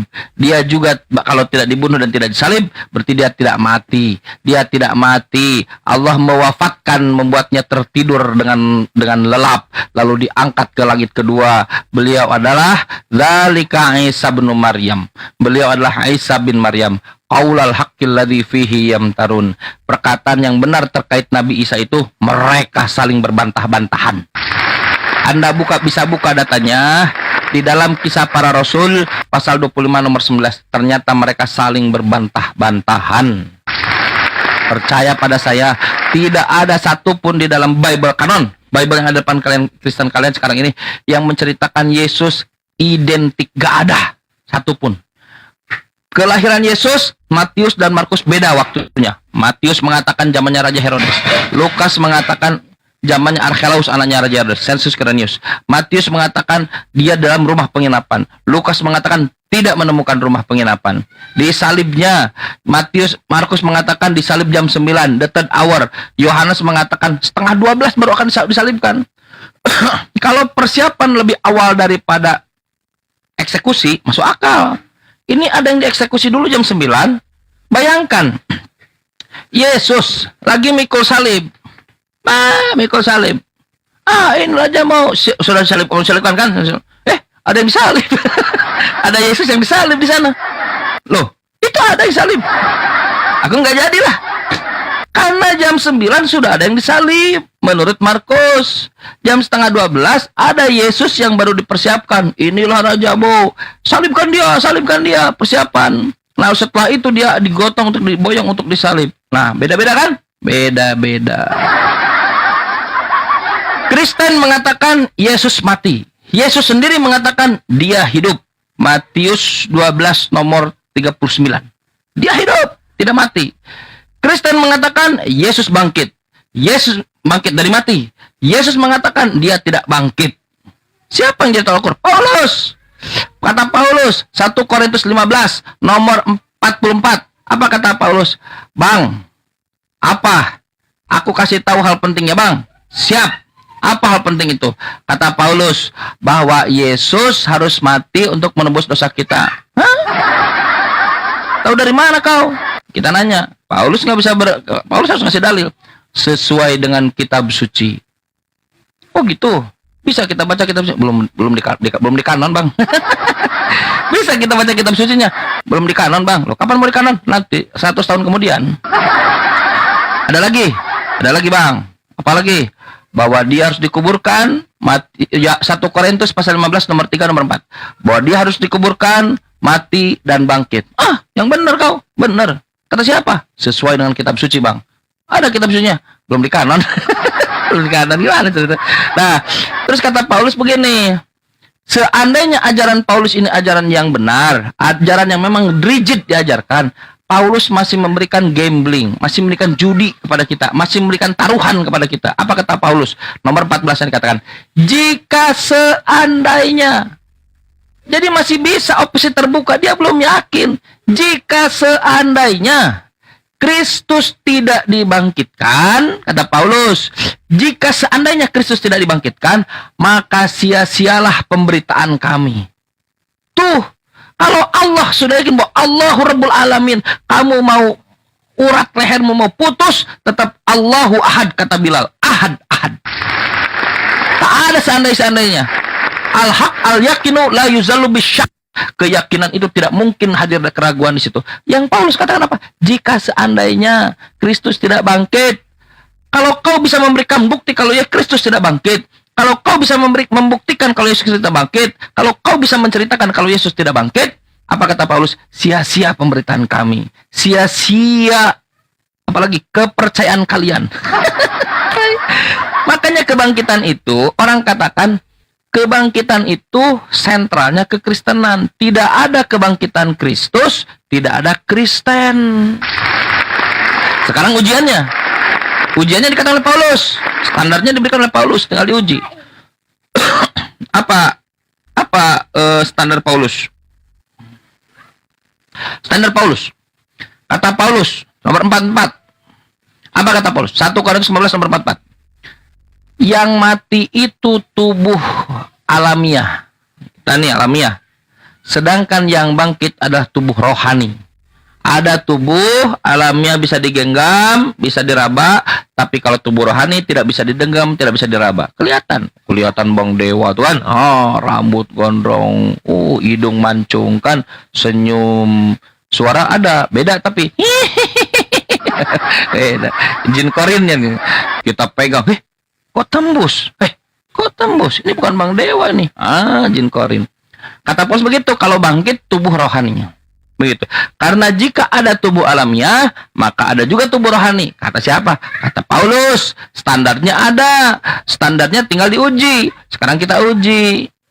Ketika Yesus menampakkan diri pada murid-murid, apa yang mereka katakan? Kalau saya Bang, seriusannya saya nih, demi Allah, saya kedatangan Bang Dewa datang misalnya ke rumah. Wah, Bang Dewa, Bang Dewa, saya cium tangannya kan, saya peluk, ini dia mujahid kita, tentara Allah kita selama ini, saya peluk itu, saya cubit hidungnya, suap pipinya, cupang nih, pakai ini nih, pakai dicupang, pakai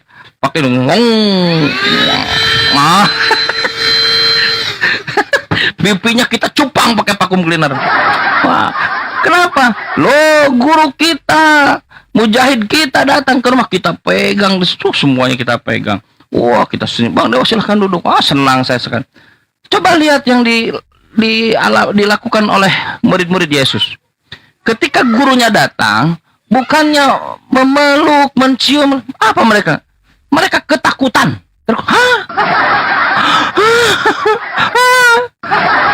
Pernah masuk rumah hantu? Pernah?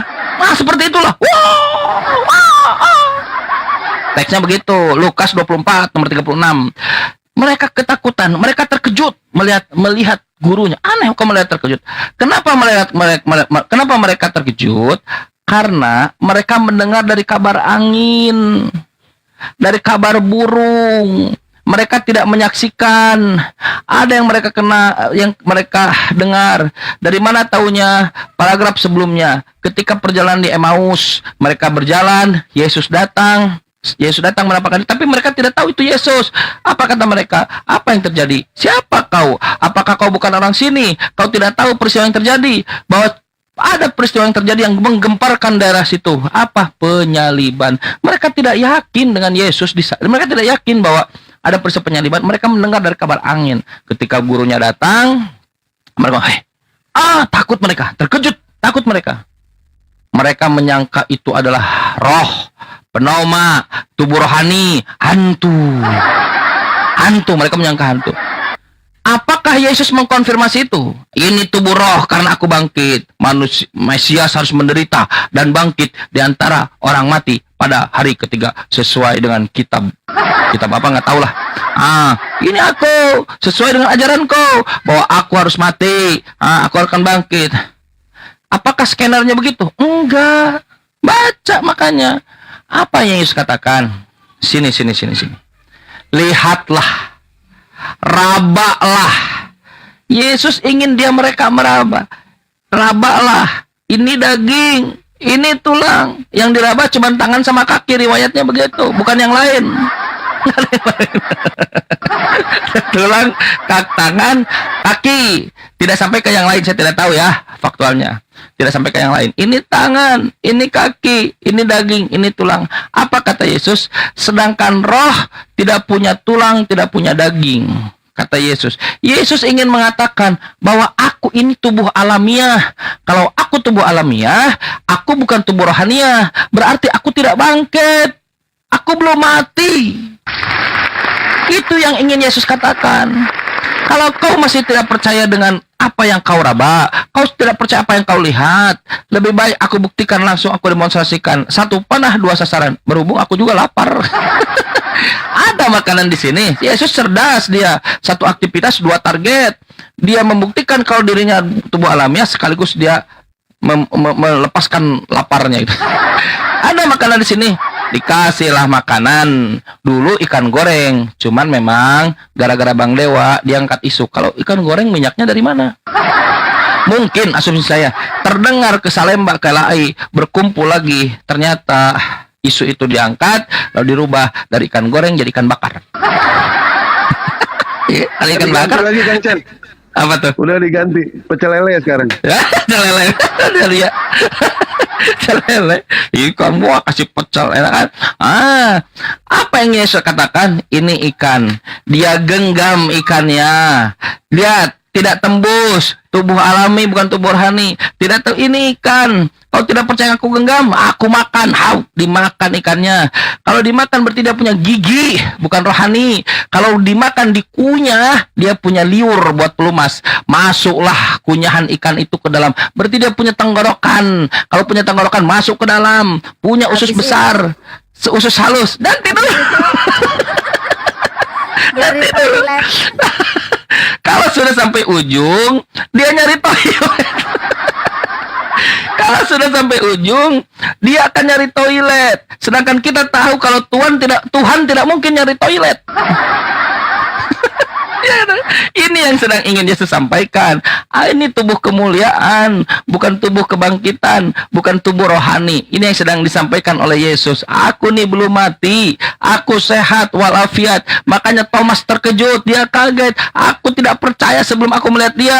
Setelah ditunjukkan ini daging, ini tulang, tubuh kemuliaan. Ya Allah, ya Rabbi, kata Thomas. Terkejut dia bahwa gurunya ternyata masih hidup. Selamat, kabar burung itu salah.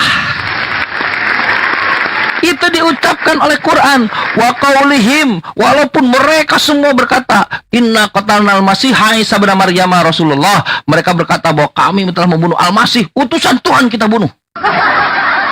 Sebanyak apapun mereka teriak, salibkan dia, salibkan dia. Allah yang menyelamatkan. Kat Ibrani 5 nomor 7. Karena kesolehan Yesus, doanya didengar oleh Tuhan yang mampu menyelamatkannya dari maut. Apa doanya Yesus? Ya Bapa, aku dikepung di Taman Getsemani. Ya Bapa, tentaraku cuma 11 orang. Ya Bapa, satu lagi pengkhianat. Tentaraku cuma 11 orang. Ya Bapa, pedangnya cuma 2. Itu pun hasil penggadaian. Digadaikan jubahnya. Ya Bapa, aku tak dapat berbuat apa pada diriku sendiri. Ya Bapa, kalian 8 orang, kalian jaga-jaga di gerbang. Sini anak Zebedeus dan lain sini. Kita berdoa. Siap, Yesus membuat strategi di situ. Ya Bapa, aku melakukan pertahanan di taman ini. Ya Bapa, aku tempatkan 8 orang di gerbang, 3 lagi kita buat strategi di sini. Sambil buat strategi, aku bersujud padamu ya Bapa. Sholat Yesus. Apa kata Yesus di dalam sujudnya? Yesus berdoa, ya Bapa, ya Tuhanku, lepaskanlah ujian ini daripadaku. Lepaskanlah cawan ini dari hadapanku. Jika bukan kehendakku yang berlaku, biarlah kehendakmu yang berlaku. Dalam bahasa kita, la haula wala quwwata illa billah. Itu yang Yesus sampaikan. Tidak ada daya dan tiada upaya ya Bapa. Tidak ada. Kaulah yang maha kuasa, biarlah kehendakmu yang berlaku. Ibrani 5 nomor 7. Gayung bersambut. Karena kesolehannya, doa Yesus didengar oleh Tuhan yang mampu menyelamatkannya dari maut. Maka Yesus diselamatkan dari maut. Murid-muridnya melarikan diri. Yesusnya lari dengan telanjang menanggalkan kain lenannya. Lalu mereka menyangka setelah menyalib Yesus, menangkap Yesus. Wa ma qataluhu, tidak dibunuhnya. Wa ma salabuhu, tidak pula disalibnya. Walakin syubbihalahum, akan tetapi ada yang diserupakan. Quran tidak menyebutkan apakah yang diserupakan itu orangnya atau peristiwanya. Ada yang diserupakan bagi mereka. Wa innal ladzina ikhtalafu fihi lafi syakkim minhu. Dan orang-orang yang berselisih paham terhadap itu, peristiwa itu, mereka ada dalam keraguan. KPR 25 nomor 19. Datang orang-orang Yahudi pada menuntut kepada raja siapa itu? Agripa datang. Aku mau mendakwa Paulus. Paulus di penjara saat itu. Aku mau mendakwa Paulus. Paulus, loh kalian kenapa mau mendakwa Paulus? Ada urusan pokoknya lah sama Paulus. Ada Paulus. Tapi kata Raja Agripa, nggak bisa bang. Kita nih punya sistem. Kita Romawi. Kita tidak bisa orang mau mendakwah, tapi orangnya tidak dikonfrontasikan langsung. Nggak bisa bang. KPR 25 nomor 19. Apa kata dia? Ya udah konfrontasikan. Ketika bertemu di persidangan, Mereka bukannya mendakwa, mereka malah berselisih paham. Mereka berselisih paham tentang dua hal, tentang agama dan tentang Yesus yang telah mati. Padahal dengan pasti Paulus katakan bahwa ia hidup. Wama qataluhu yakinan. Mereka tidak yakin siapa yang dibunuh itu. Dzalika Isa bin Maryam, itulah Isa bin Maryam, qaulal haqqil ladzi fihi yamtarun. Perkataan yang benar terkait Nabi Isa itu mereka saling berbantah-bantahan. Saya mengutip bukan dari yang lain, dari Bible Anda, saudaraku. Dari Biblemu. Kalau kau mau mendengarkan Yesus, kata Bapa, kata Yesus dalam Matius 7, bukan semua yang berseru kepadaku Tuhan, Tuhan akan masuk kerajaan Tuhan. Tetapi dia yang mengikuti kehendak Bapa. Apa kehendak Bapa? Kata Bapa, Bapa Dewa. Ini mah Dewa, ada lagi Bapa Dewa. Kata Bapa Dewa, inilah anakku. Kehendaknya nih, dengarkan baik-baik. Inilah anakku. Utusanku yang soleh. Utusanku yang berbakti. Anakku. Kepadanya aku berkenan. Kepada para utusanku aku memang berkenan. Kepada Musa aku berkenan. Kepada Yesus aku berkenan. Kepada Abraham aku berkenan. Kepada Ismail aku berkenan. Kepada Ishak aku berkenan. Kepada Nabi Muhammad pun aku berkenan. Kepadanya lah aku berkenan. Dengarkanlah dia. Dengarkan Yesus. Dengarkan Yesus. Maka kita pun mau mendengarkan Yesus. Dan Yesus memberikan arahannya. Datanglah imam-imam Taurat nyari masalah dengan Yesus. Apa kata mereka? Guru. Mereka pura-pura ngomong guru. Guru.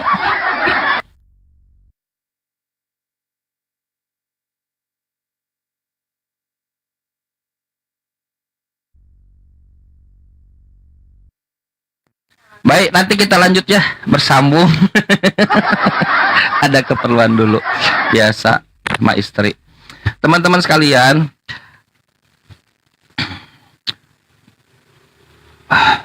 Al-Quran mengatakan, kata Quran, ya ahlal kitab, wahai ahlul kitab, ta'alau, kemarilah. Quran mengatakan kepada Bang Dewa, kepada Nabi Muhammad, kepada Bang Dewa, kepada Ustadz Dian, kepada MCL, MCDPAPI, kepada semua di sini Mbak Rosi Pak. Quran mengatakan, kul, katakanlah Bang Dewa, katakanlah Ustadz Dian, ta'alau. Bang Dewa harus mengatakan, kemarilah. Kepada siapa? Kepada Ahlul Kitab. Orang yang mau melihat buku, orang yang mau melihat referensi, ta'alau. Kemarilah. Jadi kita harus menjadi subjek, menjadi orang yang bergerak, bukan digerakkan, bergerak. Ta'alau, kemarilah. Ila kalimatin sawa, menuju kalimat yang sama, bainana wa bainakum. Bagaimana cara kita tahu kalimat yang sama? Kita baca Bible mereka. Karena memang benar kata Bang Juma, musuh Kristen itu bukan kita, musuh Kristen itu adalah Bible-nya sendiri. Kalau kamu masih mau bermusuhan dengan Bible-nya, silahkan. Bible-nya mengatakan penyembah benar menyembah Tuhannya Yesus, Yohanes 4:23. Yesus utusan Tuhan, Yohanes 17 nomor 3. Matius 19:24. Ta'alau ila kalimatin sawa, menuju kalimat yang sama, bainana wa bainakum, antara Biblosmu dan Al-Quran. Apa kata dua buku itu? La na'budu illallah, jangan menyembah kecuali Allah. Yesus diciptakan oleh Allah, Wahyu 3:14. La na'budu illallah wa la nusyrika bi syai'a. Penyembah-penyembah benar menyembah Tuhannya Yesus itulah yang dikehendaki oleh Bapa. Jangan menyekutukan dengan suatu apapun. Wala yattakhidha ba'duna ba'dan arbaban min dunillah. Jangan kau datangkan penguasa-penguasa yang lain, Tuhan-Tuhan yang lain selain daripada Allah. Itu pesannya, saudara. Jadi supaya saya bisa undur diri, izin saya harus keluar dulu. Terus dukung. Jangan dulu lah, Kang Chan. Jangan dulu ini. Harus keluar ini. Enggak, ini Dewa ada kisah menarik, Kang Chan ya. Bukan, ini menarik. Saya nganter anak les. Soalnya ngejar jam. Sebentar ya. Soalnya Bang Dewa satu perikop kalau jelasin. Ya udahlah, ada 2 orang pemuda, Kang Chan. Ada 2 orang pemuda, sudah bapak sih ya. Yang satu namanya Bom, yang satu namanya Edis, Kang Chan. Nah, curiga ini. Nah, Bom ini punya monyet, Kang Chan. Dia melihara seekor monyet, namanya kucing, Bang Chan. Sementara Edis punya kucing, namanya Namanya monyet. monyet. Nah, jadi aduh ada tamu lagi. Ya, bentar. Wah sama Kang Chan, juga ada tamu. Biarkan mereka yang di bawah penasaran. Rekodnya nggak selesai tuh. Iya, mereka udah nggak selesai. Comot-comot ayat. Nanti lanjut di Kamal Marosi. Sama Dewa. Ah ya. Oke Siap. gitu ya. Teman-teman sekalian saya izin dulu ya. Kamu dulu ya. Siap. Assalamualaikum. Terima kasih. Assalamualaikum. Assalamualaikum. Terima kasih ya. Assalamualaikum warahmatullahi wabarakatuh. Waalaikumsalam warahmatullahi wabarakatuh.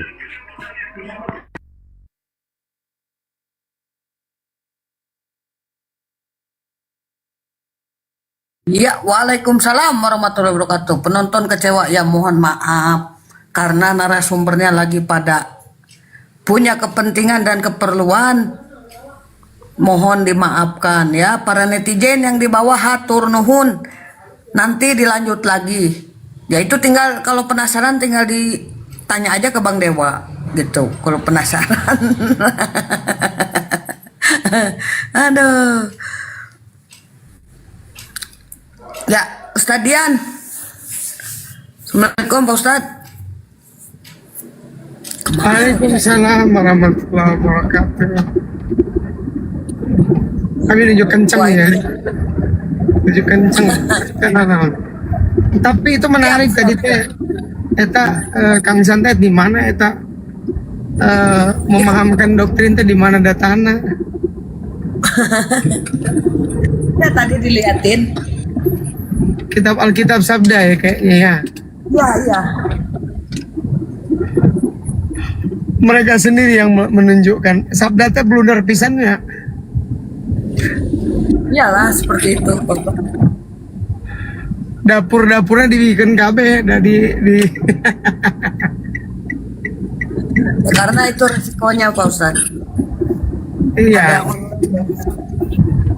Dan bisa di-download itu PDF.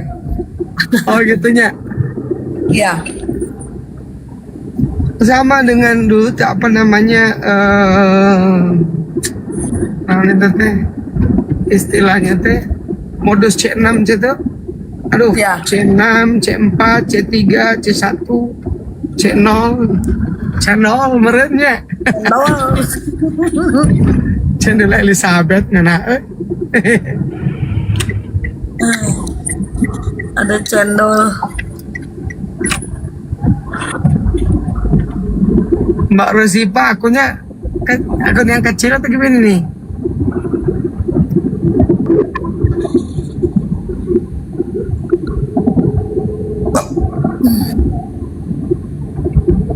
Sama aja Ustadz, kecil gede. Nggak, biasa kan akunnya kan ada yang gede yang buat keliling-keliling.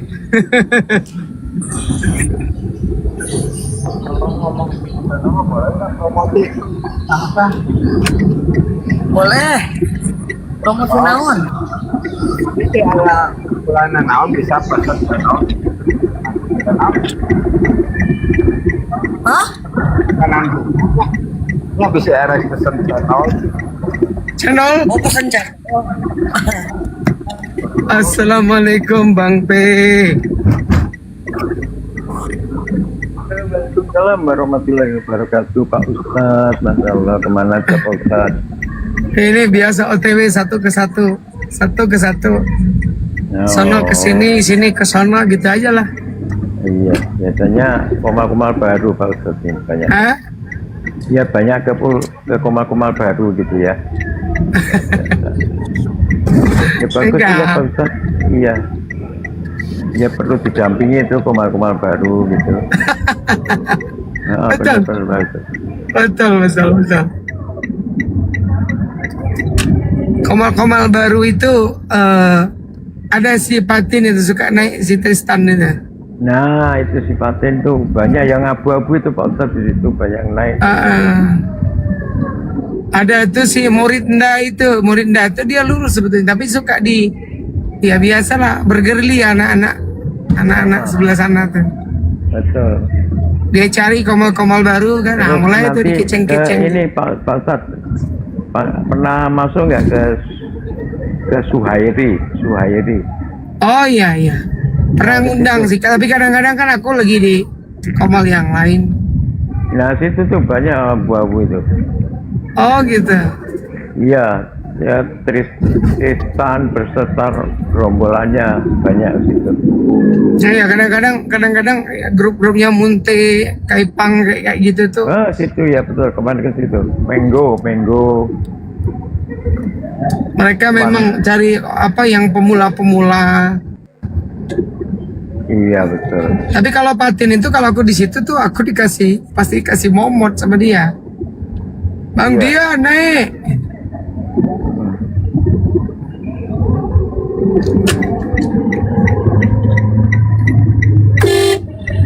Yang lucu Rekan-rekan Kristen yang mau diskusi ini apa? Oten naik bertanya, wih keren nih temanya nih. Mantap ini. nggak dikasih waktu, Pak Ustadz. Kenapa? Karena di gereja nggak dikasih waktu buat bertanya, makanya Oh iya memang. gitu dibikin judul gini gitu.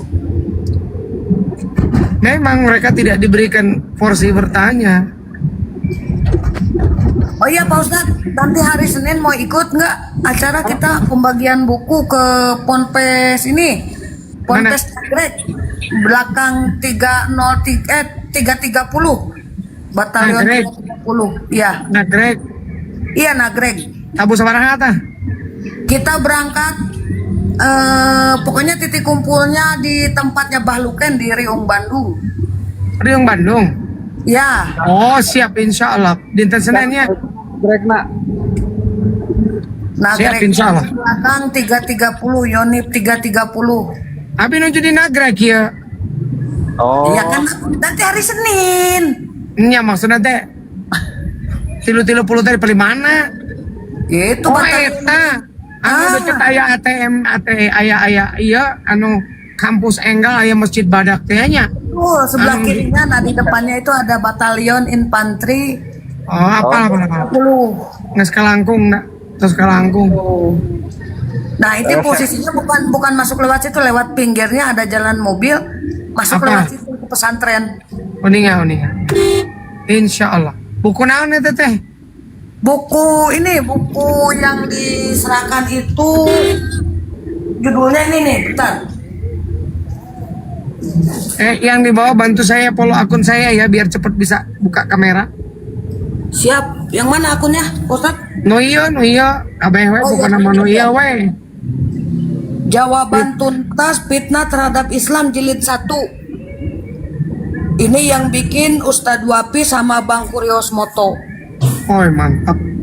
Begitu. Jadi ini biar kita sebarkan, biar jadi istilahnya pemagar pertama akidah Islam. Masya Karena Allah. di sini untuk membalas fitnahan-fitnahan yang sering dilontarkan oleh Ngoten. Oten.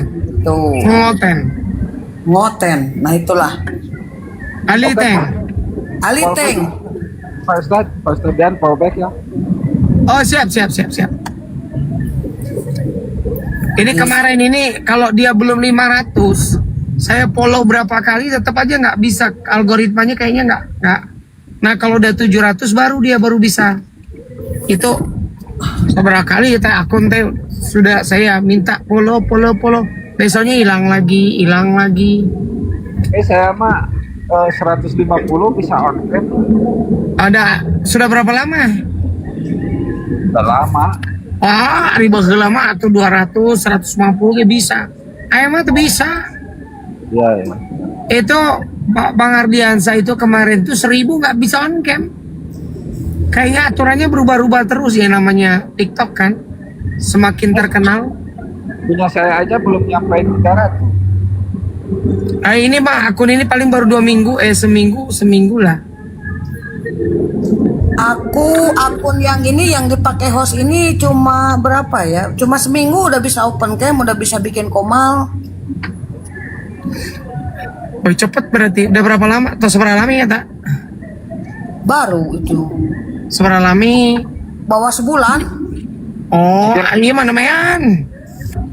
Mungkin algoritma. Iya, Bang Kores juga sama Pak Ustadz. Bang Kores udah 3000 followernya, masih belum bisa open cam. Nah, Nggak tahu. Sakit Ya tuh, Tat. itulah mungkin Tok-tok tehnya. makanya nanti Ayang di tokok gerak. Di teke Ya, gerak tok-tok teh. Silakan rekan-rekan Kristen bertanya di sini gitu loh. Tanyakan Bibelmu nggak apa-apa di sini.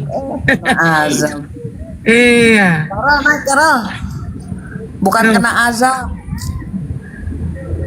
Bukan kena azab coy.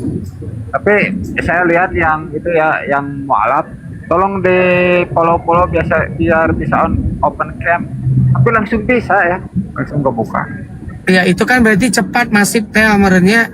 Mungkin karena dia di algoritmanya cepat naik kan, mungkin lagi di akun besar pula berpengaruh.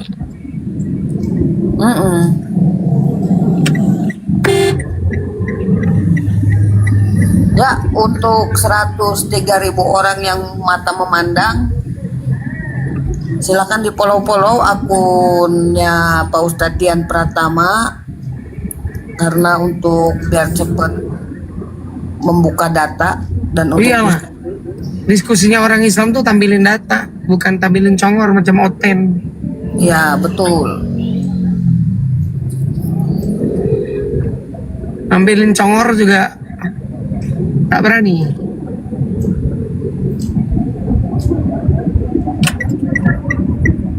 Itu Fatin itu memang perlu didampingi terus tuh Fatin. Siapa lagi tuh? Ada tuh Harimau Putih waktu ada kemarin tuh FR namanya teh. Waduh itu betul Kristen. Kata nincak hulunya Kristennya. Kemarin kita juga negor Pak Ustadz, negor orang Kuningan, Si Eta lain, si Syarif Hidayat lain. Sarip. Itu orang lami pan. Pegawaian saya teh bagus saya kayak ditajong kemana na. Saya mau baheula pernah ditajong kemana na, geblek cek uing tanya. Lah, aya mana teh sa cek uing teh di DM. Iya. Wah, apek teh komplotan si Eta. Iya. Komplotannya si Texas. Biasa itu. Harusnya sih Makanya aneh. orang-orang nggak jelas begitu jangan dikasih panggung weh. Jangan dinaikin, jangan ditonton, jangan di like. Mereka itu akan mati kutu kalau nggak dikasih panggung.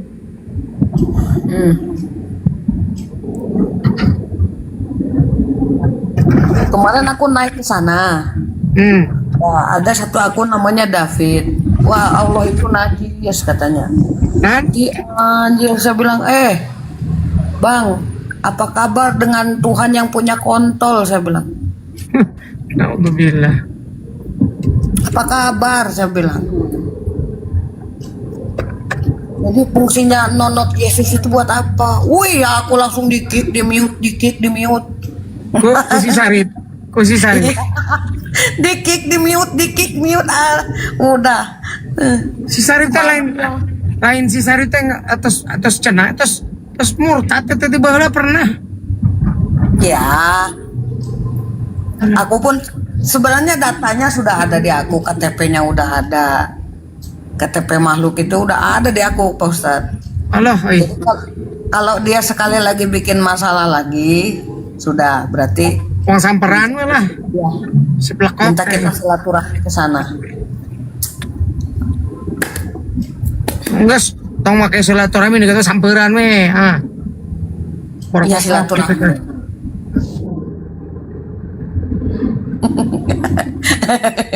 Aduh, ampun, ten. Si borokok ini memang betul ya bahwa Islam itu karena dia adalah agama kemuliaan, maka apapun itu dengan kemuliaan ya, dengan berani, bukan dengan kepengecutan. Dari depan tak berani, dari belakang ketahuan wae gitu ya. Dari kiri tercium, dari kanan terlihat. Sarek itu Silakan. kan udah lama itu Kang Hasan Anu. Saya setahun yang lalu Bang P lagi diskusi dengan Oten, ditendang saya Bang P, ya Allah. Iya itu udah lama itu, udah aduh. Sama blender. Sama blender lah. Iya, moderatornya Terus Oten baikan semua lagi. di situ Bang Pe. Iya sama blender 3 terus baikan lagi. Terus ya nggak tahu lah, belum kapok juga sekarang. Udah lama itu. Kan Ya udah Kuningan. lama. Kuningan atau Cirebon? Asana Aina ngomong kan Kuningan. Kuningan. KTP-nya udah ada di saya kok, Pak Ustadz. Oh iyalah. Kata hiji deui, satu lagi Bang P yang Seriuyan itu kan ngakunya suaminya poligami. Ini muslimah ngakunya, tapi mencurigakan. Abu-abu terus. Dinaikin orang Kristen, dipuji-puji. Ya. Terus narasi. Waktu hari apa ya? Seriuyan. Iya. Oke, saya cari. Lewat itu suka tuh. Dia buka komal. Buka Gomal, pakai hijab, dibacain Bible, plekok. Oke. Nanti saya kesini. Seriuyan. Ya kan?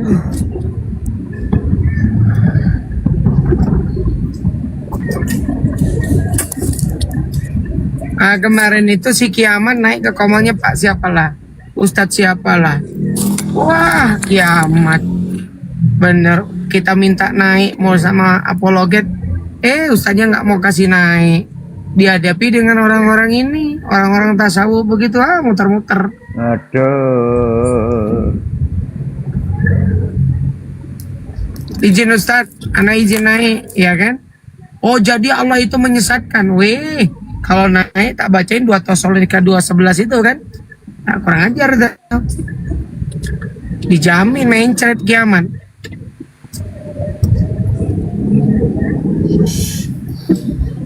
Kiamatnya udah DPO kan kalau nggak salah ya? Udah. DPO dia.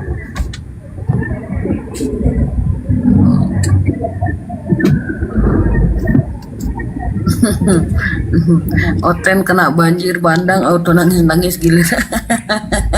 Di mana begitu tuh? Di mana yang kena banjir itu? Di Sumut. Sumut itu Tapanuli. Janganlah. Kalau itu jangan, itu ya kita sisi kemanusiaan jangan. Iya. Nggak bisa begitu. Jangan nanti kita juga. Kita janganlah seperti mereka gitu kan. Memang kita Ya. tahu banyak, karena gini, biar bagaimanapun sisi kemanusiaan kita juga harus tahu, ya kan? Kita juga tidak suka saudara kita tuh dijadikan cemoohan. Oh, mucrim kebanjiran gara-gara begini. Ya kan? Kalau yang lebih parah tuh sebenarnya begini. Bentuk mereka kan sering mengolok-olok kita nih, loh. Bagaimana Amerika yang menginvasi Venezuela? Sama-sama Kristen? Oh iya ya, sama-sama betul. Sama-sama penyembah Tuhan bernonot. Nah, itu lagi ancamannya Denmark tuh sekarang tuh. Greenland. Yang punya Denmark. Nah, tuh. Ya kan? Atau Ukraina dengan Rusia, sama-sama Oten.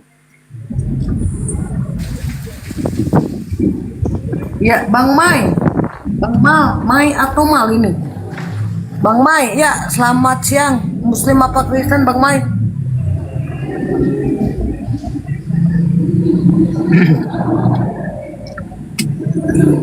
Bang Mai.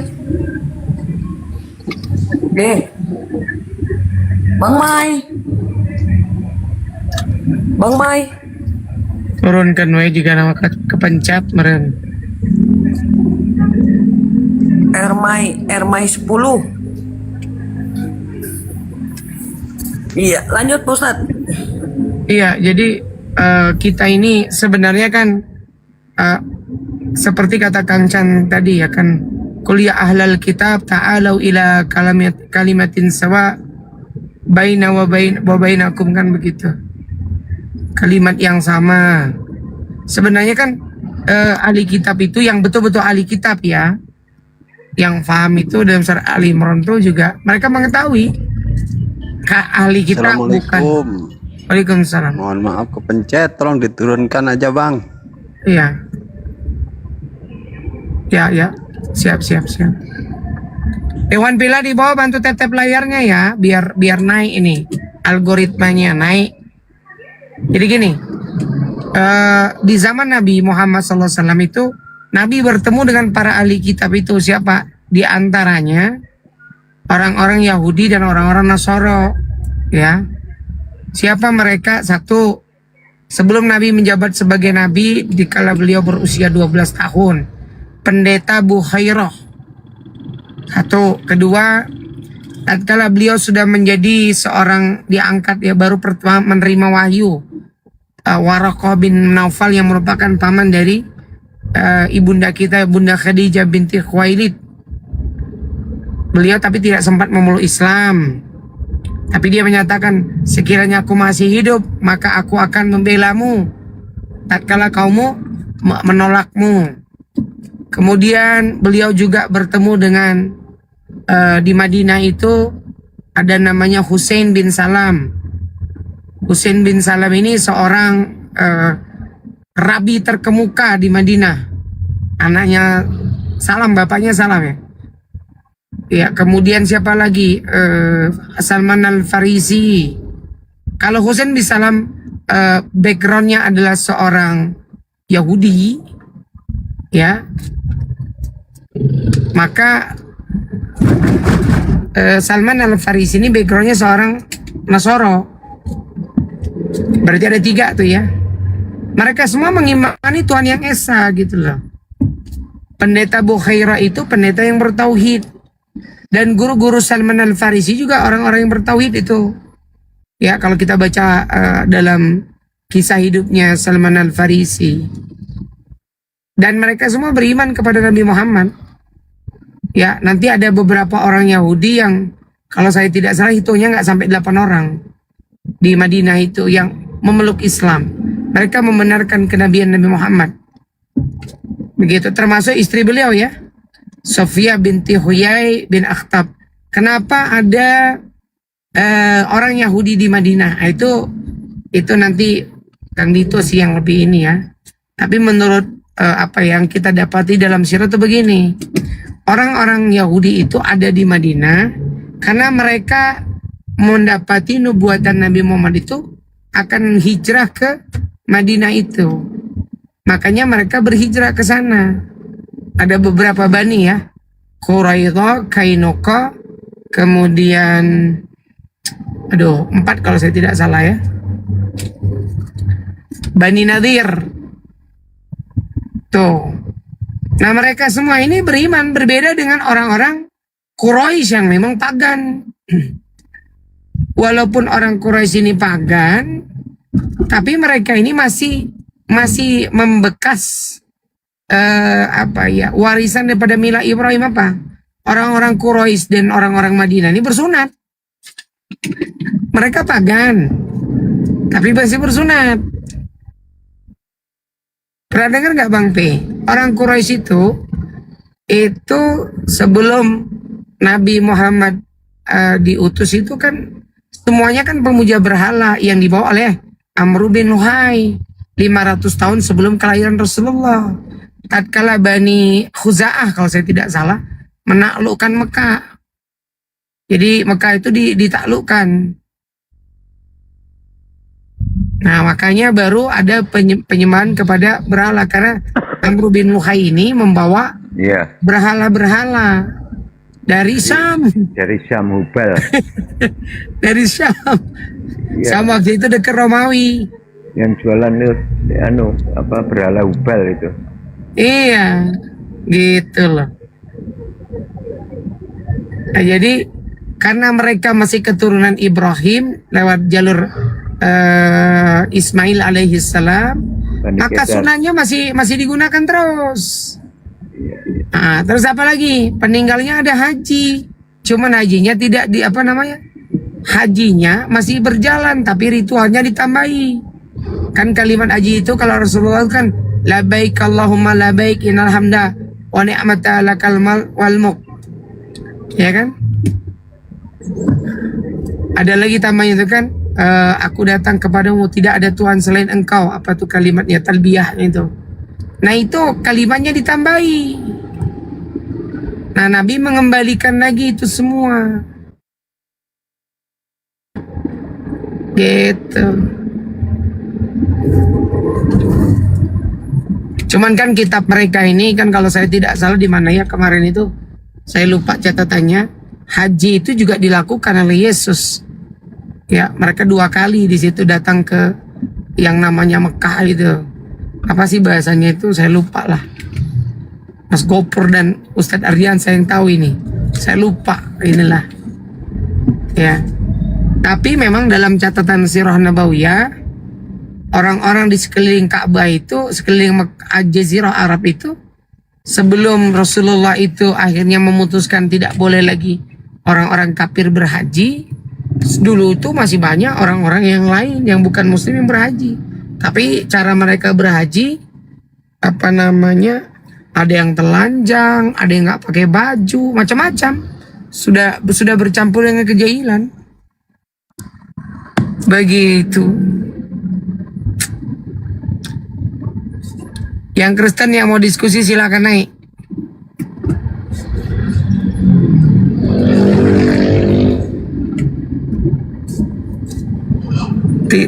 Disuruh nanya, Oten ini nanya nggak becus. Disuruh menjawab nggak nyambung.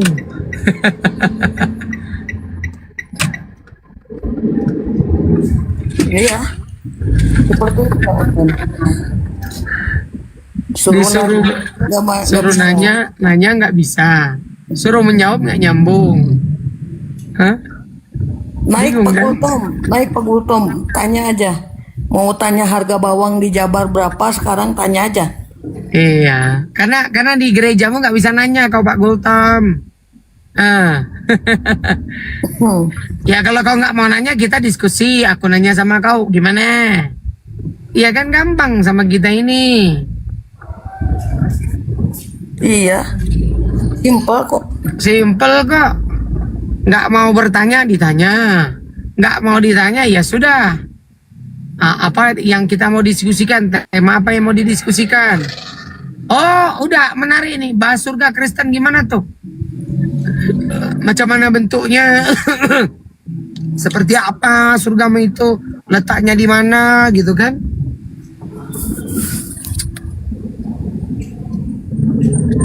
Tapi perasaanku nggak ada surga buat Kristen. Matius berapa ya? 19:28 ya kalau nggak salah. Surga kalian itu hanya untuk Yesus itu hanya menghakimi orang-orang Israel. Iya kan? Lalu surganya juga cuma 12 pintu, ditulis nama-nama orang Israel. 144.000 Yerusalem baru itu kan. Nah, jadi Anda di mana Pak Gultom? Bisa nggak kau jawab itu? Bagaimana keterangannya kalau orang yang menolak Yesus sebagai Tuhan? Apa yang dia, ancaman apa yang dia dapat? Dan bagaimana orang yang menerima Yesus sebagai Tuhan? Sebagai Tuhan ya, tentu dengan data loh.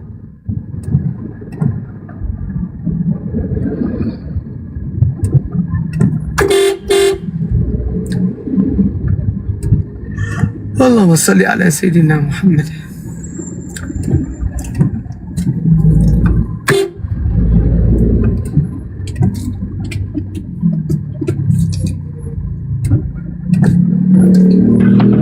Waduh.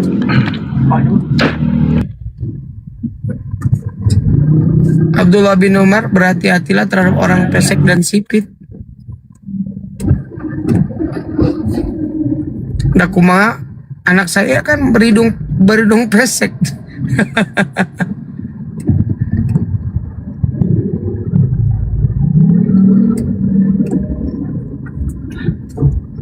Udah diundang Pak Gultom, silakan naik. Ah, ya dia pokoknya Yesus Tuhan, ya sudahlah, balik ke gereja Anda lah. Ya kan, berarti iman Anda itu cuma cukup imani saja. Pokoknya Yesus Tuhan. Pokoknya ikut Yesus itu pasti selamat karena Yesus sudah di surga, itu aja pokoknya.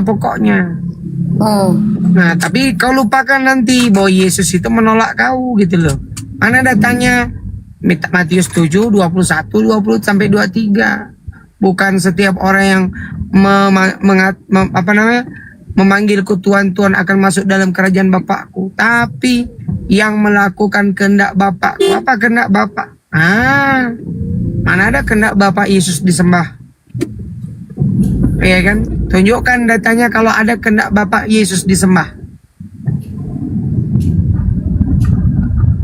bukan receh itu Pak Gultom. Karena tidak ada di dalam biblos Anda itu seperti itu. Makanya bukan pancingan receh. Berat itu. Loh, siapa bilang itu receh? Ketuhanan itu yang paling penting. Siapa bilang itu perkara main-main? Kalau saya dikatakan gini, Muslim, ya, bahwasanya apa yang disebut kalian Tuhan itu tidak ada. Nabi Muhammad itu tidaklah menerima firman dari Allah. Woi, marah saya. Mana buktinya? Saya sendiri akan bertanya.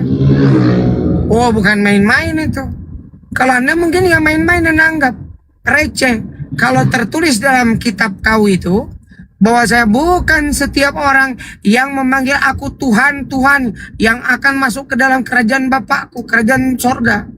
Tapi mereka yang melakukan kehendak Bapak yang akan masuk ke dalam sorga itu. Loh, kau memang sudah melakukan kehendak Bapak. Mana syarat masuk dalam kerajaan sorga itu menurut Yesus? Menuruti kehendak? Enggak ada. Tidak ada Yesus mengatakan orang yang masuk surga itu menurut kehendakku, tapi kehendak Bapakku. Iya kan? Atau di data begini, bertobatlah. Matius 4 nomor 6 kalau saya tidak salah. Bertobatlah. Matius 4:17, Matius 4 nomor 6. Bertobatlah, kerajaan Allah sudah dekat. Syarat untuk mendapatkan surganya Kristen itu, surganya menurut Yesus adalah bertobat, bukan penebusan dosa. Kalian kan tidak pernah mengenal kata pertobatan. Yang kalian itu mengenal apa? Penebusan dosa.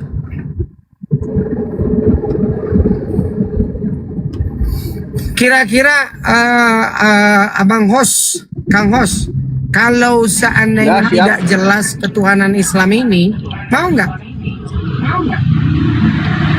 Gak mau lah, ngapain? Gak punya jalan. Tuhannya tidak jelas, ya kan?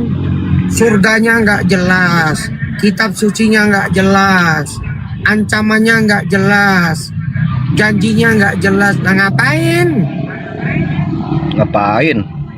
Oke, naik ke atas. Anda harus bawa dengan data yang lain. Boleh, kita unjuk data-datanya. Oke, saya tanya sama Anda ini nanti. Saya tanya menurut Yesus, dia itu apa posisi dia? Kalau kau begitu ya udah, bisukan lah. Nokia mah, Abrul, ilmu teboga, typing ungkol, ditanya juga nggak ngerti apa-apa.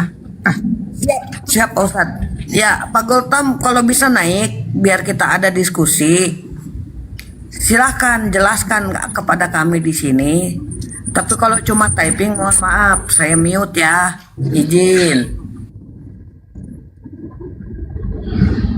Nggak apa-apa kalau memang kau merasa kami dikit pengetahuan tentang Bibelmu, nggak masalah. Tapi nanti saya mau nanya gitu loh. Menurut perjanjian lama Tuhan itu apa? Menurut perjanjian baru Tuhan itu apa? Menurut Yesus Tuhan itu seperti apa? Menurut Paulus Tuhan itu seperti apa? Ya kan, menurut pikiranmu Tuhan itu seperti apa? Kan enak tuh kalau kita begitu kan?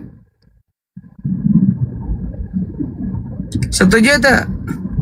Ya, setuju kan, Hos? Menurut perjanjian lama kan ada tuh. Setuju. Nah, sejak kapan Musa menuhankan Yesus, ada tidak datanya?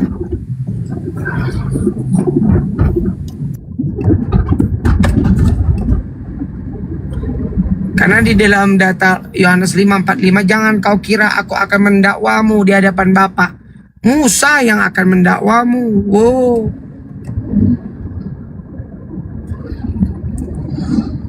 Oh kawani, oh korbani typing ngungkul.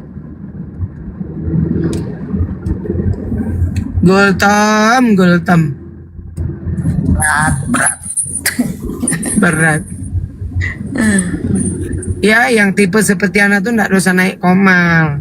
Cocoknya buka komal naik komal karaoke, nyanyi-nyanyi, joget-joget, jingkrak-jingkrak gitu kan. Nah, cocok gitu.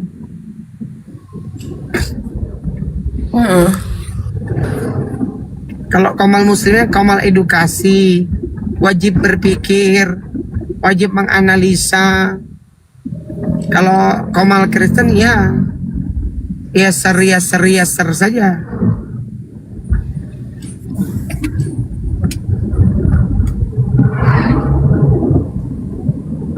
Udah nyampe mana Pak Ustadz?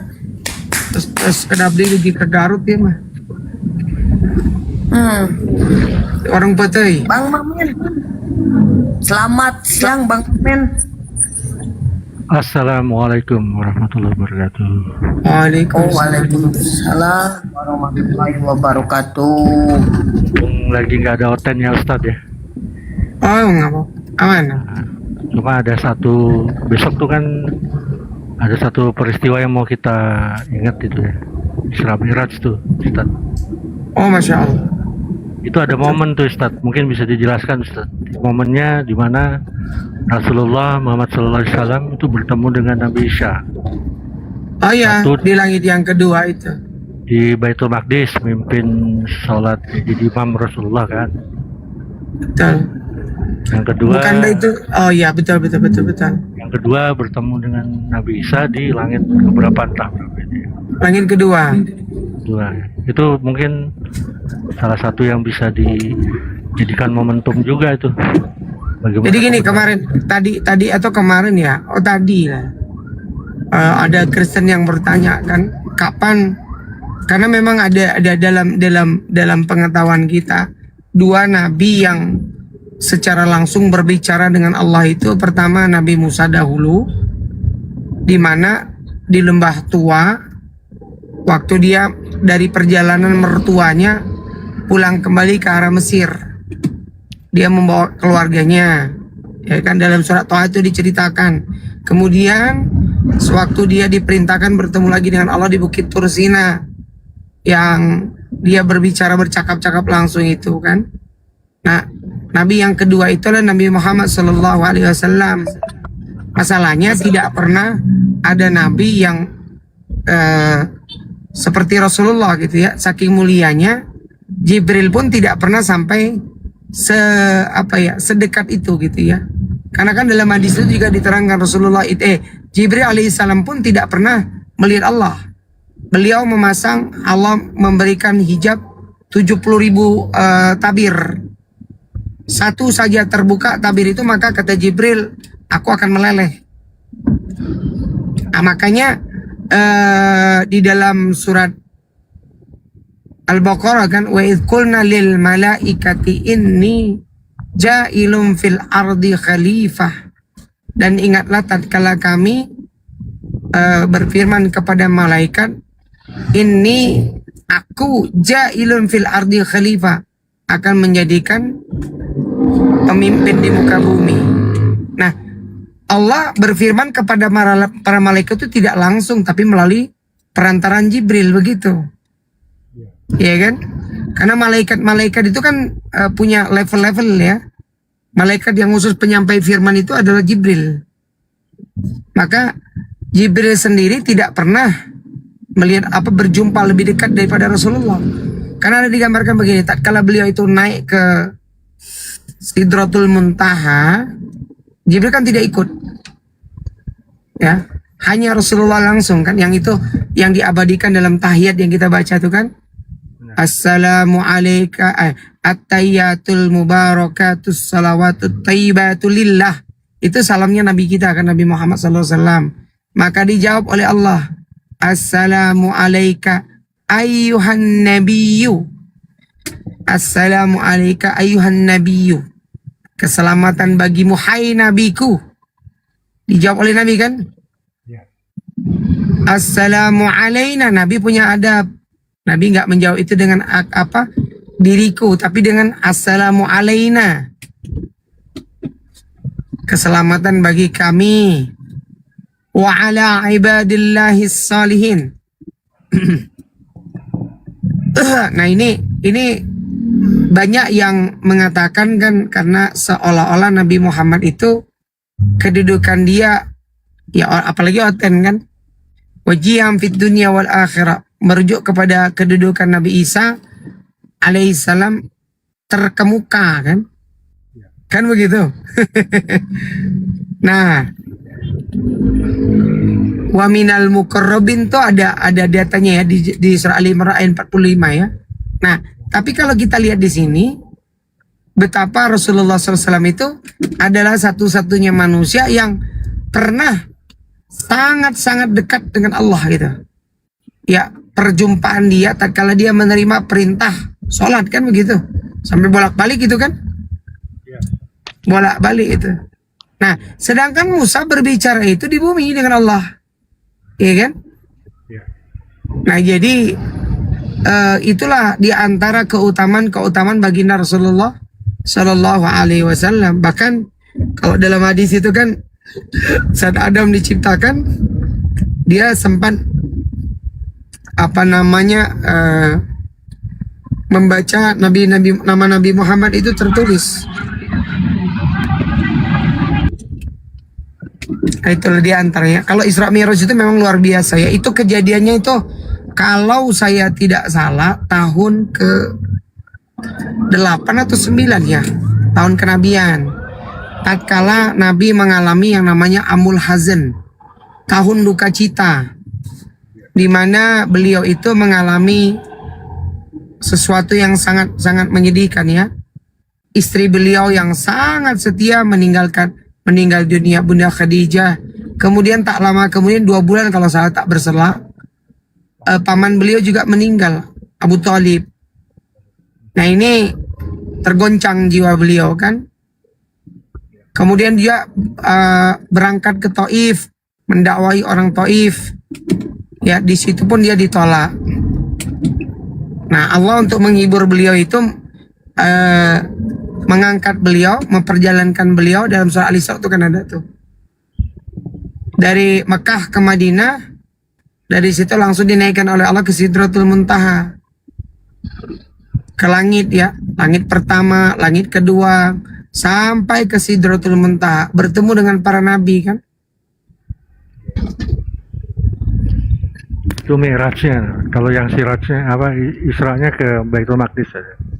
Ya, itu mi'rajnya. Nah, kalau